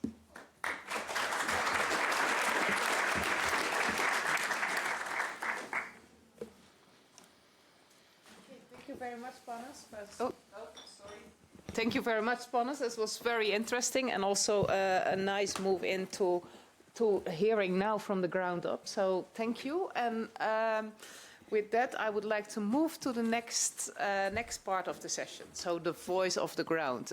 My name is Saskia Visser. I'm working for Climate Kick. There I'm leading the cluster of climate resilient regions. And within SOIL, I am mostly involved in developing the SOIL learning journey, which actually supports living labs in their journey to become a sustainable living lab, soil health living labs. And for today's discussions, I have 5 speakers, and I will ask you all 5 to already stand up because I'm not going to go through all your affiliations. Please come up and come forward. Lena Madden from Soil Crate's Living Lab in Midwest Ireland. Mlada Almaliev from the Bulgarian Living Lab for Soil Health in Vineyards, from Eichelshell's Living Lab. The Egan Living Lab Greece from the COFRO, Valios, please come forwards. And then Joseph Czonocki from the Grociek Living Lab in Poland. So we have 5 living labs represented here, and I also ask you, please do not forget it if you have to bring an object, if possible, that represents your living lab. So diving directly into the voice from the ground, I think we already heard right now, just in the session before, the soil mission has high ambitions from living labs, and also, well, the national authorities have high ambitions. So let's dive immediately a little bit into what's going on in the living labs. What are their objectives? What are their ideas? And therefore, I asked them, bring an object such that you actually remember, hey, that's the person with that object. And can you explain me a little bit about what's the objective of your living lab? What is the journey what you have been going through, and why did you bring that specific object? And Lena, can I start with you? Please add your mic. Yeah. Hi, everyone. Nope. Yeah. There you go. Hi, everyone. Lena Madden. I'm from Ireland, and I represent SOILL-Startup Ireland Living Lab. So my object today is a glass of milk, which I didn't bring from Ireland, but that's what represents Irish agriculture. Okay, I wouldn't bring steak in here because it would be, some people are vegetarian, vegans wouldn't like that, I guess, but 97% of Irish agriculture is animal agriculture. And we produce enormous amount of milk that's not only being sold as milk and yogurts, but also used a lot of by multinationals and the baby formulas, etc., etc. So it's a lot, and that comes at the price, right? We have beautiful green fields throughout the year, animals grazing throughout the year. Some, but now this is a little bit changing, and in the larger farms, the kind of company, larger farm company started keeping them indoors, which is also changes. Then the farming community resists this change, and we encounter all sorts of problems. So the objectives of the project is the soil structure, and objectives of SOILL-Startup project is soil structure, soil biodiversity, and soil literacy. That's what we're focusing on. And for the farmers in Ireland, objectives might be slightly different to the objectives of overall project. And what we're looking at the moment is yes, soil structure. There's massive compaction all over the place. There is massive overuse of fertilizer on the top of our enormous dairy and beef herd, leaving nutrients all over the place. And as this herd grows, our practices do not change. So we still add in mineral fertilizer to the fields. This is changes the government, and there's a lot of drive to reduce that, and it's being done, but I don't believe it's fast enough. So our living lab is looking at, and then as you're looking at this overuse of nitrogen fertilizer, soil pH dropping, okay, and then the soil biodiversity is disappearing. So even though we have green fields and you think, oh my God, you have so much carbon, so much biodiversity, and that's what many people say, that's actually not, might not be 100% true in all cases. Okay, so throughout, so we're, as a living lab, we're existing and being built ourselves for a year and a half now. We have about 165 farmers, companies. The local governments are enrolled, and they're taking part sometimes in our meetings. And we have created a catalog of practices for farmers. We had about 20 co-creation sessions in 3 different regions, identified the problems that people have with the soil and advice on what practices could be used from what advised by our government and what else we came out with for your specific problem. Okay, thank you for here, because I also want to give other Living Labs the chance to introduce them. Sorry, yeah, so that's...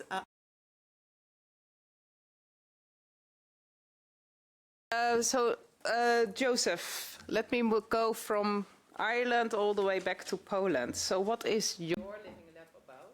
And what would have been the object that you would have brought? I think that's going to be shown at the back here. Oh, yes.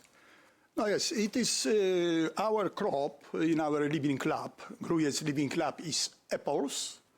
And we are generally a very strong country in production of apples, about 3 million tons per year, approximately, sometimes more, sometimes less. It is very intensive production. You can see on the photo, on the slide, it is high density of the trees, over 3,000 trees per hectare. Also is drip irrigation use.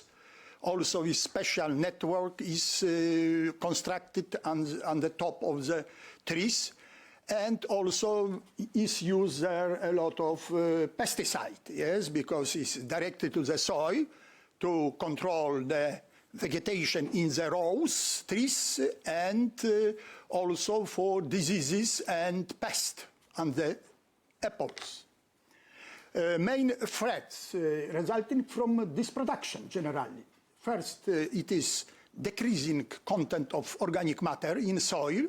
It is not only in this soil in the Living Lab farms, but also in Poland. It's during the last 30 years decreased the content of soil organic matter about from the 10 to 20%, according to our results. Also, next threat, it is imbalance nutrients. It is meaning nutrients content of macro, micronutrients, too much, too less. It is generally a mistake of fertilization. Next, it is pollution of soil. It is residues of the pesticide, active substances is important for us, and also some residues of the Roundup, which is used in the directly to the soil in the row of the trees. And next is imbalance in microbiological activity of soil, because we expect that the use so many pesticides can kill some very positive microorganisms which creating during humidification process soil organic matter. Yes, it is main threats for soil, and obviously the solution emerging from these threats. And also maybe some structure, our Living Lab is necessary, also basic information. Yeah, just give me some, yeah? Yes. It's generally we have 14 experimental sites created in private farm in region of the Grujec, small city, about 50,000 citizens, but this region produces 30% approximately global production of apple in Poland. It is meaning about 1 million tons per year. It's very high level of production, and we have 5 partners, 5 is advisor service companies for apple production. And also we have 1 association, Orchard Farmers Association. Next group, it is scientific group. I belong to this group. It is Warsaw University of Life Sciences, and is involved in this project in the Living Lab. This Living Lab workers, scientists from 2 departments. It is Department of Soil Science. I am also a soil scientist, and from Department of Orchards. Okay, thank you. And I think that already nicely illustrates a living lab is a complex activity. And I think that brings me to the object that Johannes brought, because he has, well, really inspired me with the exchange on that. Johannes, can you introduce your living lab in Cyprus? Yes, and thank you very much, and good afternoon. So regarding the Nemesis Living Lab in Cyprus, we are focusing on desertification, on combating desertification, and mainly in the aspect about the soil in interaction with water resources. So regarding desertification is a major challenge, and particularly for Cyprus and the countries in the Mediterranean region. And for us, it's not only about the environmental aspect, so it's also have the aspect of more socioeconomic, and particularly since that it has an impact in the farmers, have impact in the water scarcity, in food security, and the resilience of the local communities. And of course, also mentioned that particularly for desertification is that based on the European Court of Auditors from the European Commission, in 2008 was about the share of EU land under high or very high risk was about 40%, and then about in 2015 was about 25%, so it was likely double. And of course, except having the aspect of desertification, and we have as well other relative objectives, including about raising the soil literacy, about the conservation of soil organic carbon, the preserving from soil erosion and reducing contamination, and relative soil health challenges based on the directive, including about compaction, salinization. And just yes, regarding the object that we had to bring forth us, it was likely more that has a meaning for us. I don't know if that would be very clear in our case. So it's likely a puzzle that is showing about Cyprus. We have that was also something that we have used in our proposal and with an guard agreement. That's a nut nest that has different tunnels. So you can imagine that each of the stakeholders that are being engaged, including policymakers, farmers, the industrial sector, the civil society, maybe can follow a different tunnel, but at the end they will have to join and have this cross collaboration. And the meaning of the puzzle is about that everything that is missing, so missing of gap data missing, or policy gap, or about the commitment that we have for supporting European Soil Observatory, for SOIL-Wise, in collaboration with as well with SOILL. So if we miss any of these pieces, then the puzzle cannot be completed. And that is actually the reason and the aim of our Living Lab, to support this co-creation, co-governance and co-ownership and all the principles to complete this puzzle as well in the long term, but also to sustain this puzzle. Thank you. And I think we dive a little bit more into that in the next session, in the next round of questions. But I would like first to give the other two living labs the opportunity to introduce the living labs. Let's go to Greece. Aegon Living Lab for the Cough for All Living Lab. Vasileios, maybe it's good to pronounce your name so that next time I can actually pronounce it correctly. Okay, I will make it simple. It's Vasilios. But you can call me Vasilis. It's even simpler. Okay. Hello, everybody. I'm coming from Greece. I'm representing the Aegean Living Lab. The Aegean Living Lab is established in the Sea of Aegean. Where else? And actually in the island of Lesbos. Forget whatever you had in mind about the Greek islands and the sunset in Santorini and the small white houses. The case is in Lesbos, it's a bit different. Of course, we have tourists there, but the agriculture is also a major pillar of the economy. So the income of the area, it's almost balanced between tourism and agricultural activities. And that is why this is of a special interest for us there. I will tell you what we have in Lesbos. In Lesbos, we have a very hilly landscape, like this, with slopes. We have the impact of climate change with very heavy rains in a very short period. So this leads us to soil erosion, to loss of topsoil. We have problems with desertification in the half of the island, like Cyprus. This is a typical Mediterranean case.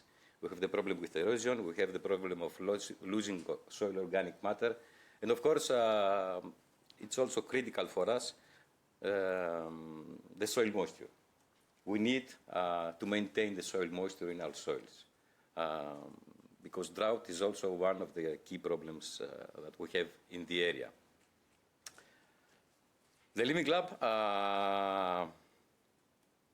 has 7 key partners. These partners have been selected very carefully because we did our homework from learning from other cases. So in the Living Lab we have the Hellenic Agricultural Organization Dimitra, the Soil and Water Resources Institute, where I'm coming from. We have one cooperative, we have 2 very big farms. These are farms that operate to attract other small farmers, so this is important. And we have with us agricultural advisors, probably one of the most important companies in the area of the Aegean. We have the regional authority with us, and we have the municipal authority with us. These are all actors engaged right from the beginning of the project. I'm telling this because this is very important. It's very difficult to bring these persons on the same table. But if they are from the beginning there, they are committed to work with us. The item that I brought with me is this. It's a pair of earplugs. It's a pair of earplugs. The story of the Living Lab started from a previous Prima project, a Prima funded project, where an initial form of the Living Lab was established, and it was the first attempt in the area. So we have no idea what I've heard, that this is not possible. This is not going to work. So you have to be persistent, you have to be committed. It needs a lot of time, but it can be done. Okay, thank you very much. Okay, earplugs. This is really an objective that I have an object that I had not anticipated to see. So I think it's a great expression of the persistence that all the Living Lab needs to have. So thank you for bringing that example. And then the 5th Living Lab, last but not least, Bulgaria Living Lab for Soil Health in Vineyards. I was hoping for a bottle of wine, but did you bring that, Mladen? Put your mic on, please. Just click.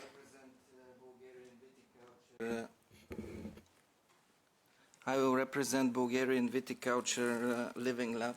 Sorry, I didn't bring a bottle of wine because of the luggage limited.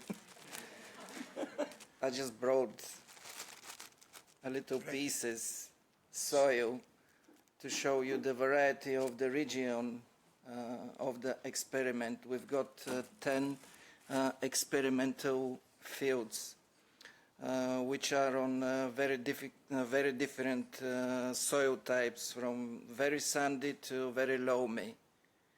So we've got that comparison to do between the different soil types. So we've got, at the moment, what we've done, we signed a contract with the 9 private farmers, plus technical providers and fertilizer providers. We took baseline soil samples. They've been determined and the data is uploaded. Yeah, thank you. Great to see some soil, actually, because we're all here for soil. So thank you for bringing that example. So let's move a little bit into some of the challenges that you may face as a Living Lab. So you were granted a nice proposal, and as such also an immediately challenge with, as Henry de Lange just really explained, quite some expectations for you on on the potential role of the living labs for the success actually of the soil mission at all. I want to go to Jonas first. You already explained with your puzzles, NEMA brings together different stakeholders, regional authorities, research institutes, local land users, and you co-create solutions to fight desertification. Can you tell a little bit about your experience to co-create? How easy is it to deal with such a diversity of stakeholders, and how do you come to one solution or a set of solutions? So, yes, actually, in the NEMES process, I think in the NEMES process, I think in all of the projects of all the living labs, we mainly using the quadruple helix. So we have all the 4 quadruple. It's about policymakers, the civil society, the industrial sector, the academia. And then we also have the 5th element for us. That's about combating desertification and trying to bring all of these stakeholders together for combating and having this same aim of at the ending of in the long term of the living labs. So regarding the different difficulties regarding the diverse ecosystem of stakeholders, there are multiple. So we have the first one is about the different perspectives, is about the different scales, and it's also about mainly as well, one of the most is as well the different vocabularies that we have across the stakeholders. So the first one is about the different scales, is that for a farmer, he mainly has the logic that he mostly being interested for his field, about his productivity, about his costs, the benefits from farm management practice. And, but then we also have the policymaker that could also be, in our case, the ministry and the regional authorities that are mainly interested from the field level regarding the management practice, but also at national level or at a European level as well. And then we also have the research and academia that could go from a field and plot level up to a European level. So that is the first difficulty, that we have to find a common aspect when we have to test and validate the solutions. Then is about the different perspective, and what is the aim of our living lab is not only about hearing the voice and having the voice of each stakeholder to be heard, but also to have a mutual understanding between the stakeholders, meaning that we need the farmer to understand the pressures from a policymaker. We need the policymaker to understand the needs and the challenges that maybe a farmer facing when it has to do with the implementation of the soil monitoring law. And then we also have the researcher that needs to understand the soil under the boots reality of the farmer. And this aspect can also be what we need to achieve is that when it will have to do with the decision making of a stakeholder, he needs to already and always to integrate the needs and the challenges of the other stakeholder. So to have a mutual understanding and a mutual collaboration. And then, of course, we have the aspect of vocabularies, and across the different stakeholders are fully different, the vocabulary that is being used, even in the most simplest terms, even for the soil health. And, but of course, I can say that we're a bit lucky in our case, because desertification doesn't leave anyone out from impact. So there is also something about naturally willingness of collaboration. And this as well having the support about the co-creation, the co-governance, the co-ownership, and it's important as well to have this trust and transparency in our case about between the stakeholders when it has to do with provision of a solution and the co-creation aspect. Okay, thank you. So summarize scales, perspective and vocabulary, that is basically the challenges, but you are united by sharing a same pain on desertification, because that hits everybody. Let's move to Lena, because I think the Socrates program aims to increase soil literacy across quite a big number of stakeholders. So would you resonate with these 3 objectives and the shared pain, or do you have an entire different experience? Yeah, it's on now. Yes, many of the experience are the same, and because the aim of the project is to increase the soil literacy, we're not only engaging with the farmers to do the projects, we're creating programs within the project to share the knowledge. And every time I walk into the new farmer groups, I say that I'm not here to tell you what to do. I'm here to learn from you, and I'm here to share the knowledge, because there's going to be no very broad acceptance from farming community if you're going to try to impose something new onto them without them agreeing. So then the conversation starts, and then basically our very first not challenge, but the aim is to earn trust of the farming community. But the rest of the challenges quite the same. In our specific Living Lab, we don't have a government body as a beneficiary, so I'm still knocking on the doors, try to get people that would sign up for meetings and join, but they're not, engaging in a deeper collaboration. But for the future of the Living Lab, I know that we need to create some mechanism to create incentive for the local authorities to step away from the KPIs.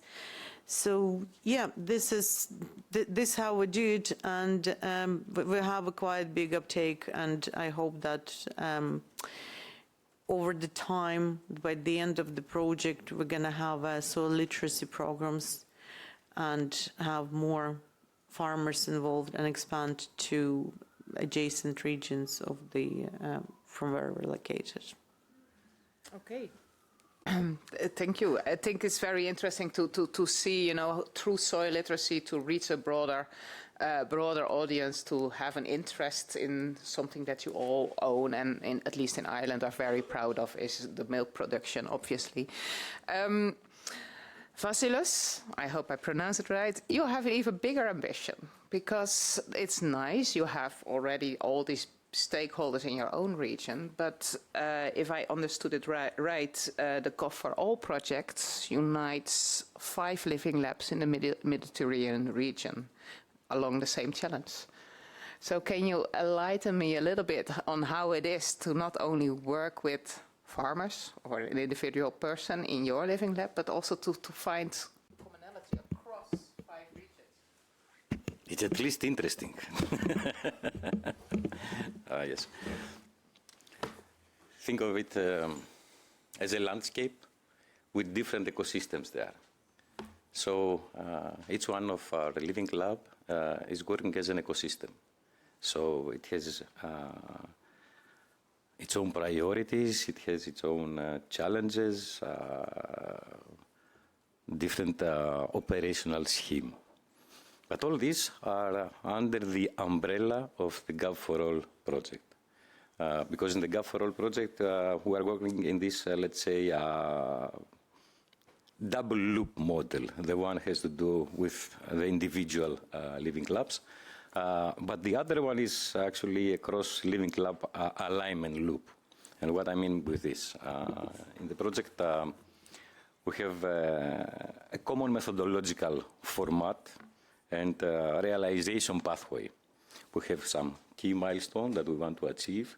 We have our experts guiding us in doing all this job, starting from the very simple steps of identifying and mapping the stakeholders, and then moving on a little bit to discuss the problems of the area, set targets, set a common vision for the area, create for each living club a model of governance, and of course a business model, and putting all this together in order to reach our final targets. So, although we have all this freedom of working with our stakeholders, we have the umbrella with all these methodological tools that have to be customized on occasion every time in order to be applied in each living club. This has a lot of benefits. Let me say just for example, because in every step of this process, we sit all together, we discuss the barriers, we discuss solutions, we discuss challenges, and we exchange experiences what we found in every step and how this can be done better. So discussing all this, we share our problems, and when we find a solution in this kind of process, then this kind of solution is built on a very solid basis, because it's a common problem and we have a common solution. Of course, this procedure also helps us to avoid errors or duplicate errors. So if someone says that this works better in this case, we can adopt it and see how it goes with us. Challenges, of course there are challenges. Living labs and projects are like living organisms. Every time you find something. If I can identify 2 or 3 of them, the one is the timing and the rhythm of operation, because every living lab is going with its own rhythms depending on the local conditions. It's not like working with a machine. It's totally alive. Another thing is to translate the local insights into transferable, let's say, frameworks in order to be applied and in the other areas. This is also challenging. And of course, the harmonization of methodologies in respect to the local autonomy of each living lab. So. Okay, so it does sound like the dream of the soil mission, what you're trying to do. But I do remember your object, so the earplugs, to find it out. I think it's very interesting. So one reminder for the audience, I have 2 more questions to the Living Labs, then it's your turn. So prepare to ask questions, because I give you quite some time to answer questions if they're, or to ask the questions, and which they can then answer.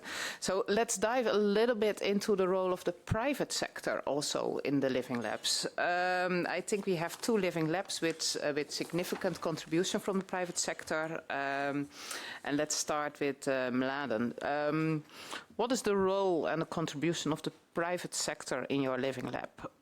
Is it greenwashing, or is it, are they really committed to healthy soil or contribution?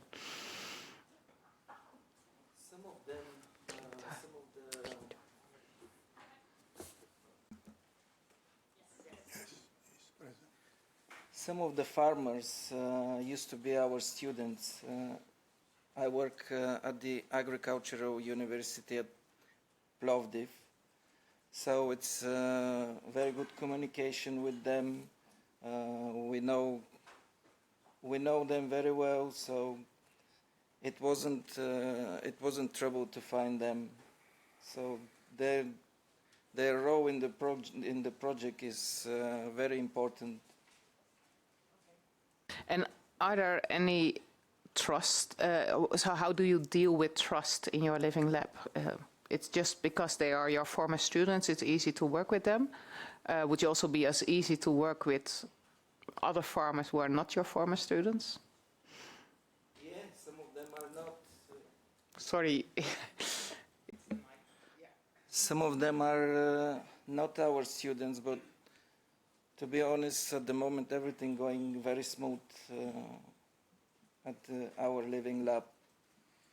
Probably because of our moderator is very experienced. Okay, does your moderator also has earplugs? Maybe. That's. Yeah, sorry. It's the interaction between the mics. So if I use it, then you are muted. Now I'm muted. It's very easy to work in our Living Lab because of our coordinator and moderator. It's very experienced with the project, and I think that's wonderful to have a strong person in the region with powerful roles. Let's go to Joseph. Also in your Living Lab, you have a very powerful private sector. Can you elaborate a little bit on the role of the private sector when it comes to making decisions or steering the direction where your Living Lab is going?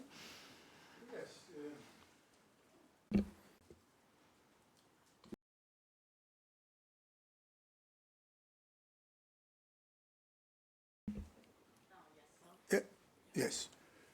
by process of co-creation, we include of the private sector.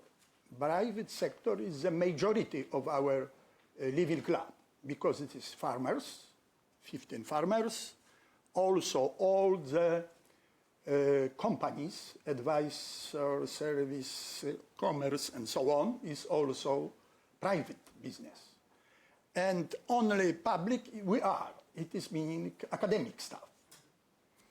And generally, how I said earlier, the production of apple in quantity and quality of apples is very high in Grujec Living Club, because it's about 50% of the apples is exported, and the requirements for quality is very high to export, particularly to the West Europe countries.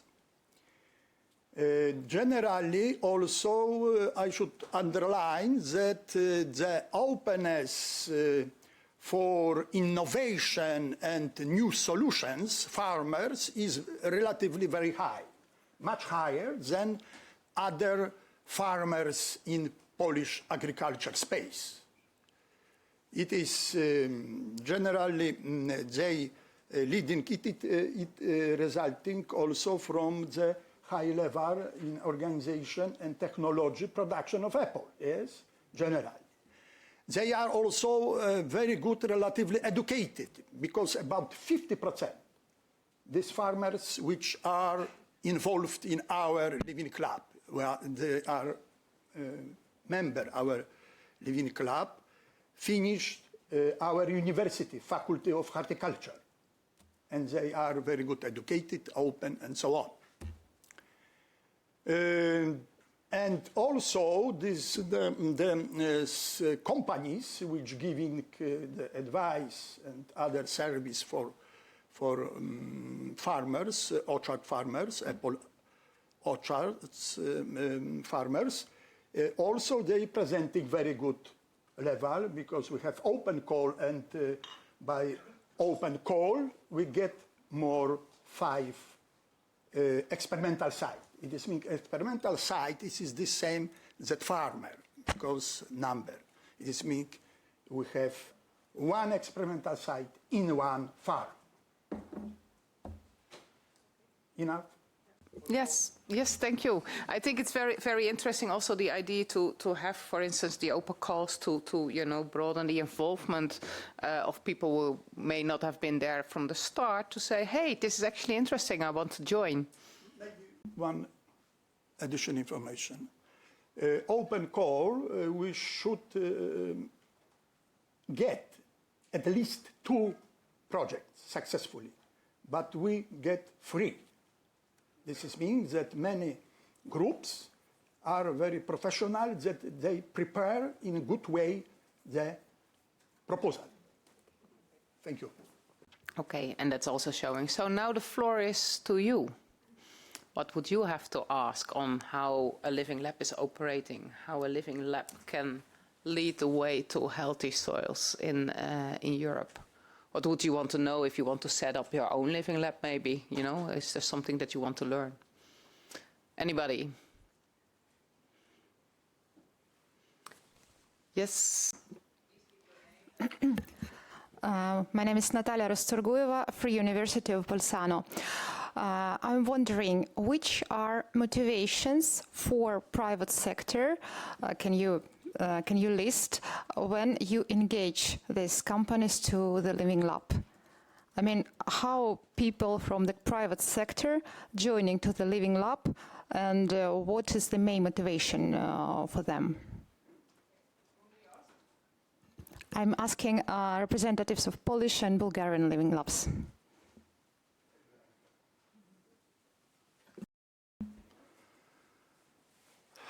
Why they don't enter in our project? I think about the companies, because they have a very strong connection with the farmers, because they serving advice, service, some, for example, deliver the pesticide, fertilizers, and so on, and also advice. when, how much should they use fertilizers, plant protection, when should be used the pesticide, and so on. And it is generally, we can tell, concluded that this is good business for them, that they can be in the living club, Gruyère's living club. Thank you. Laden, you want to compliment?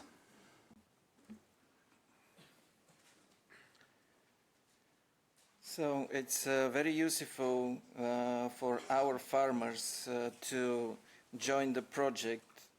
First of all, funding. And after that, they've got all the soil data from the soil analysis. So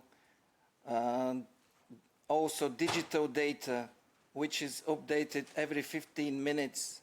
They can watch the nitrogen, the phosphorus, the calcium, everything. They can see it every 15 minutes updated. Plus, we've got laboratory analysis. We're providing the data, so they can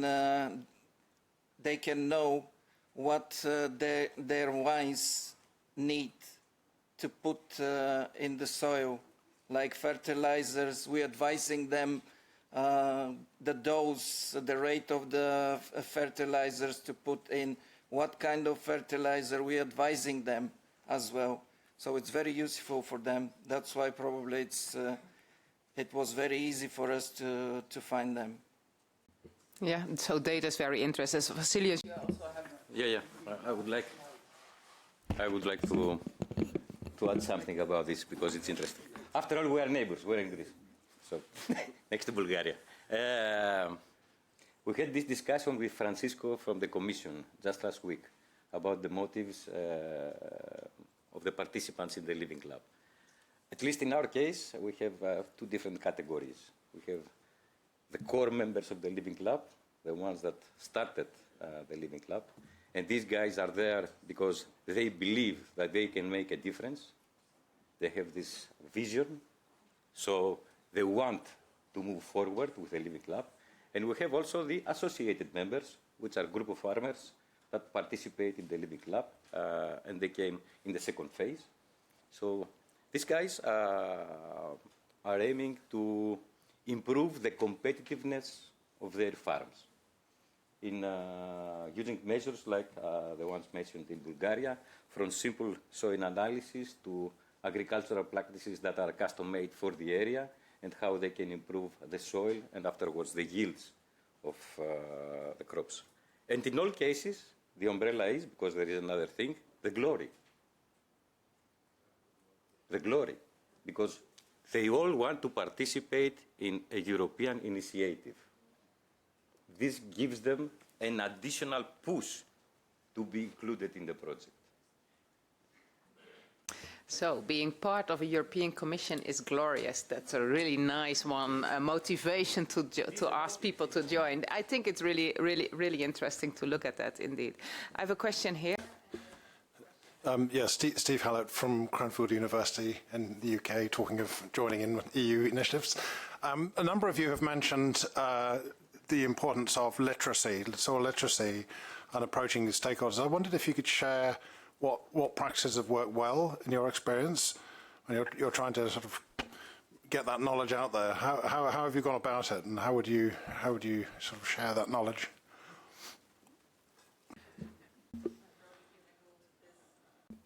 Yeah, now it's working. As a part of the project, we built in a farmer toolbox initiative.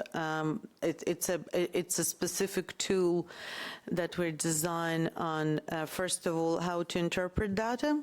Okay, so we will through our co-creation sessions that not only for when we meet farmers and we, establish what the problem and what can be potential solutions, but we're running constantly running webinars.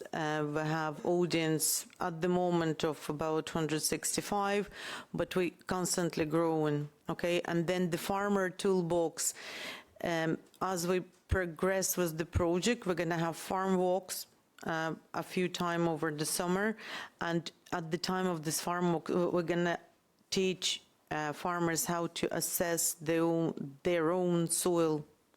Okay, so a very either over-the-counter, accessible and tested by us at small sets and small indicators, basic tests, understanding of what's coming out from the lab.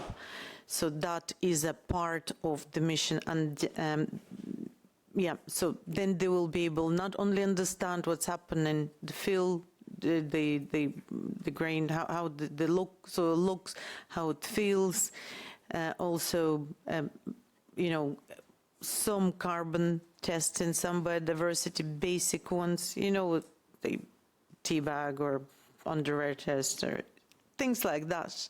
And I know they're not perfect, but we, as a part of a living lab, we're going to try to validate them with this, with actual lab-based experiment as much as we can. So then we can present them to farmers more.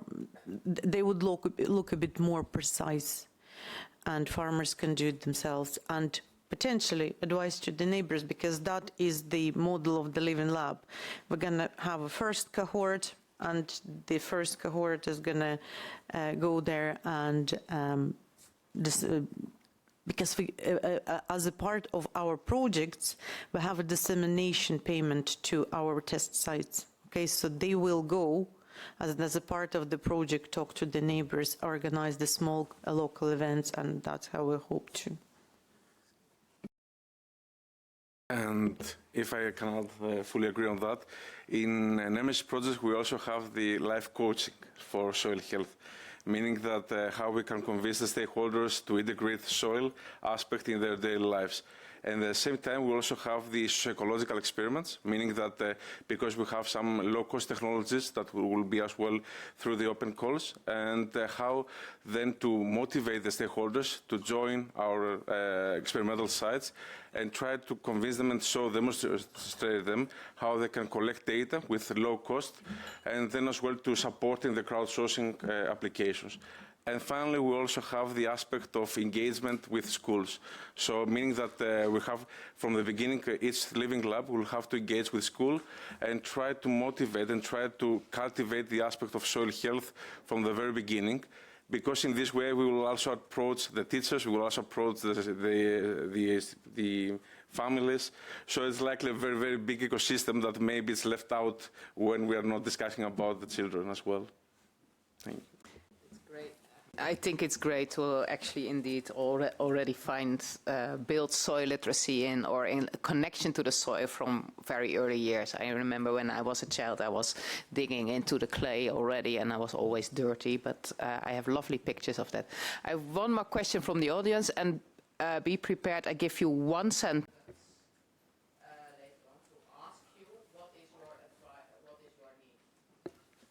Sorry, I give you one sentence to say, okay, what is your ask to the soil mission or to your national or regional authorities that can help you to, well, actually to lead the way to healthy soil. So, but first the floor to one last question.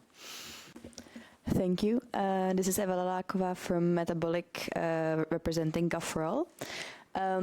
A topic that has been repeated here quite a bit also in the initial half of the day was how to make sure that these living labs are resilient in the long run, even beyond sort of project grant-based funding.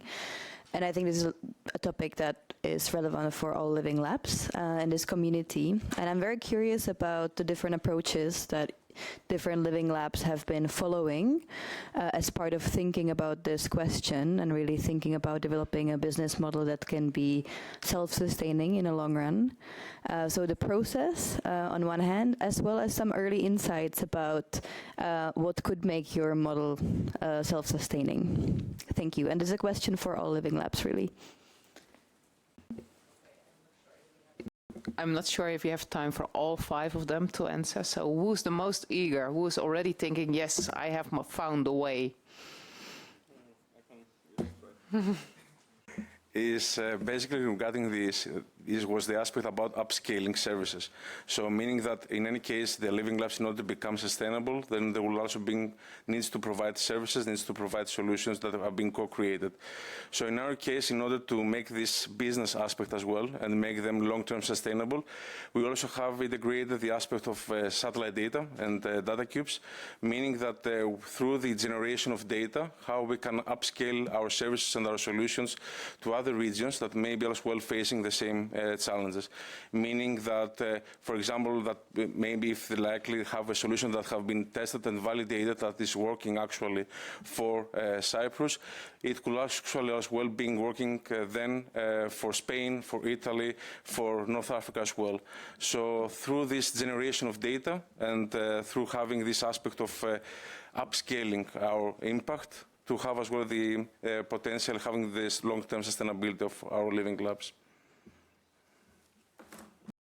Okay, and I'm just getting warnings. We really need to close now, so I give you, instead of one sentence, 2 words. What do you need? What do you need from the soil mission? Start with Joseph. 2 words, and then... Healthy soil and change awareness about the importance of soil for society. Okay, Nada. Thanks. We all have to keep the soil healthy.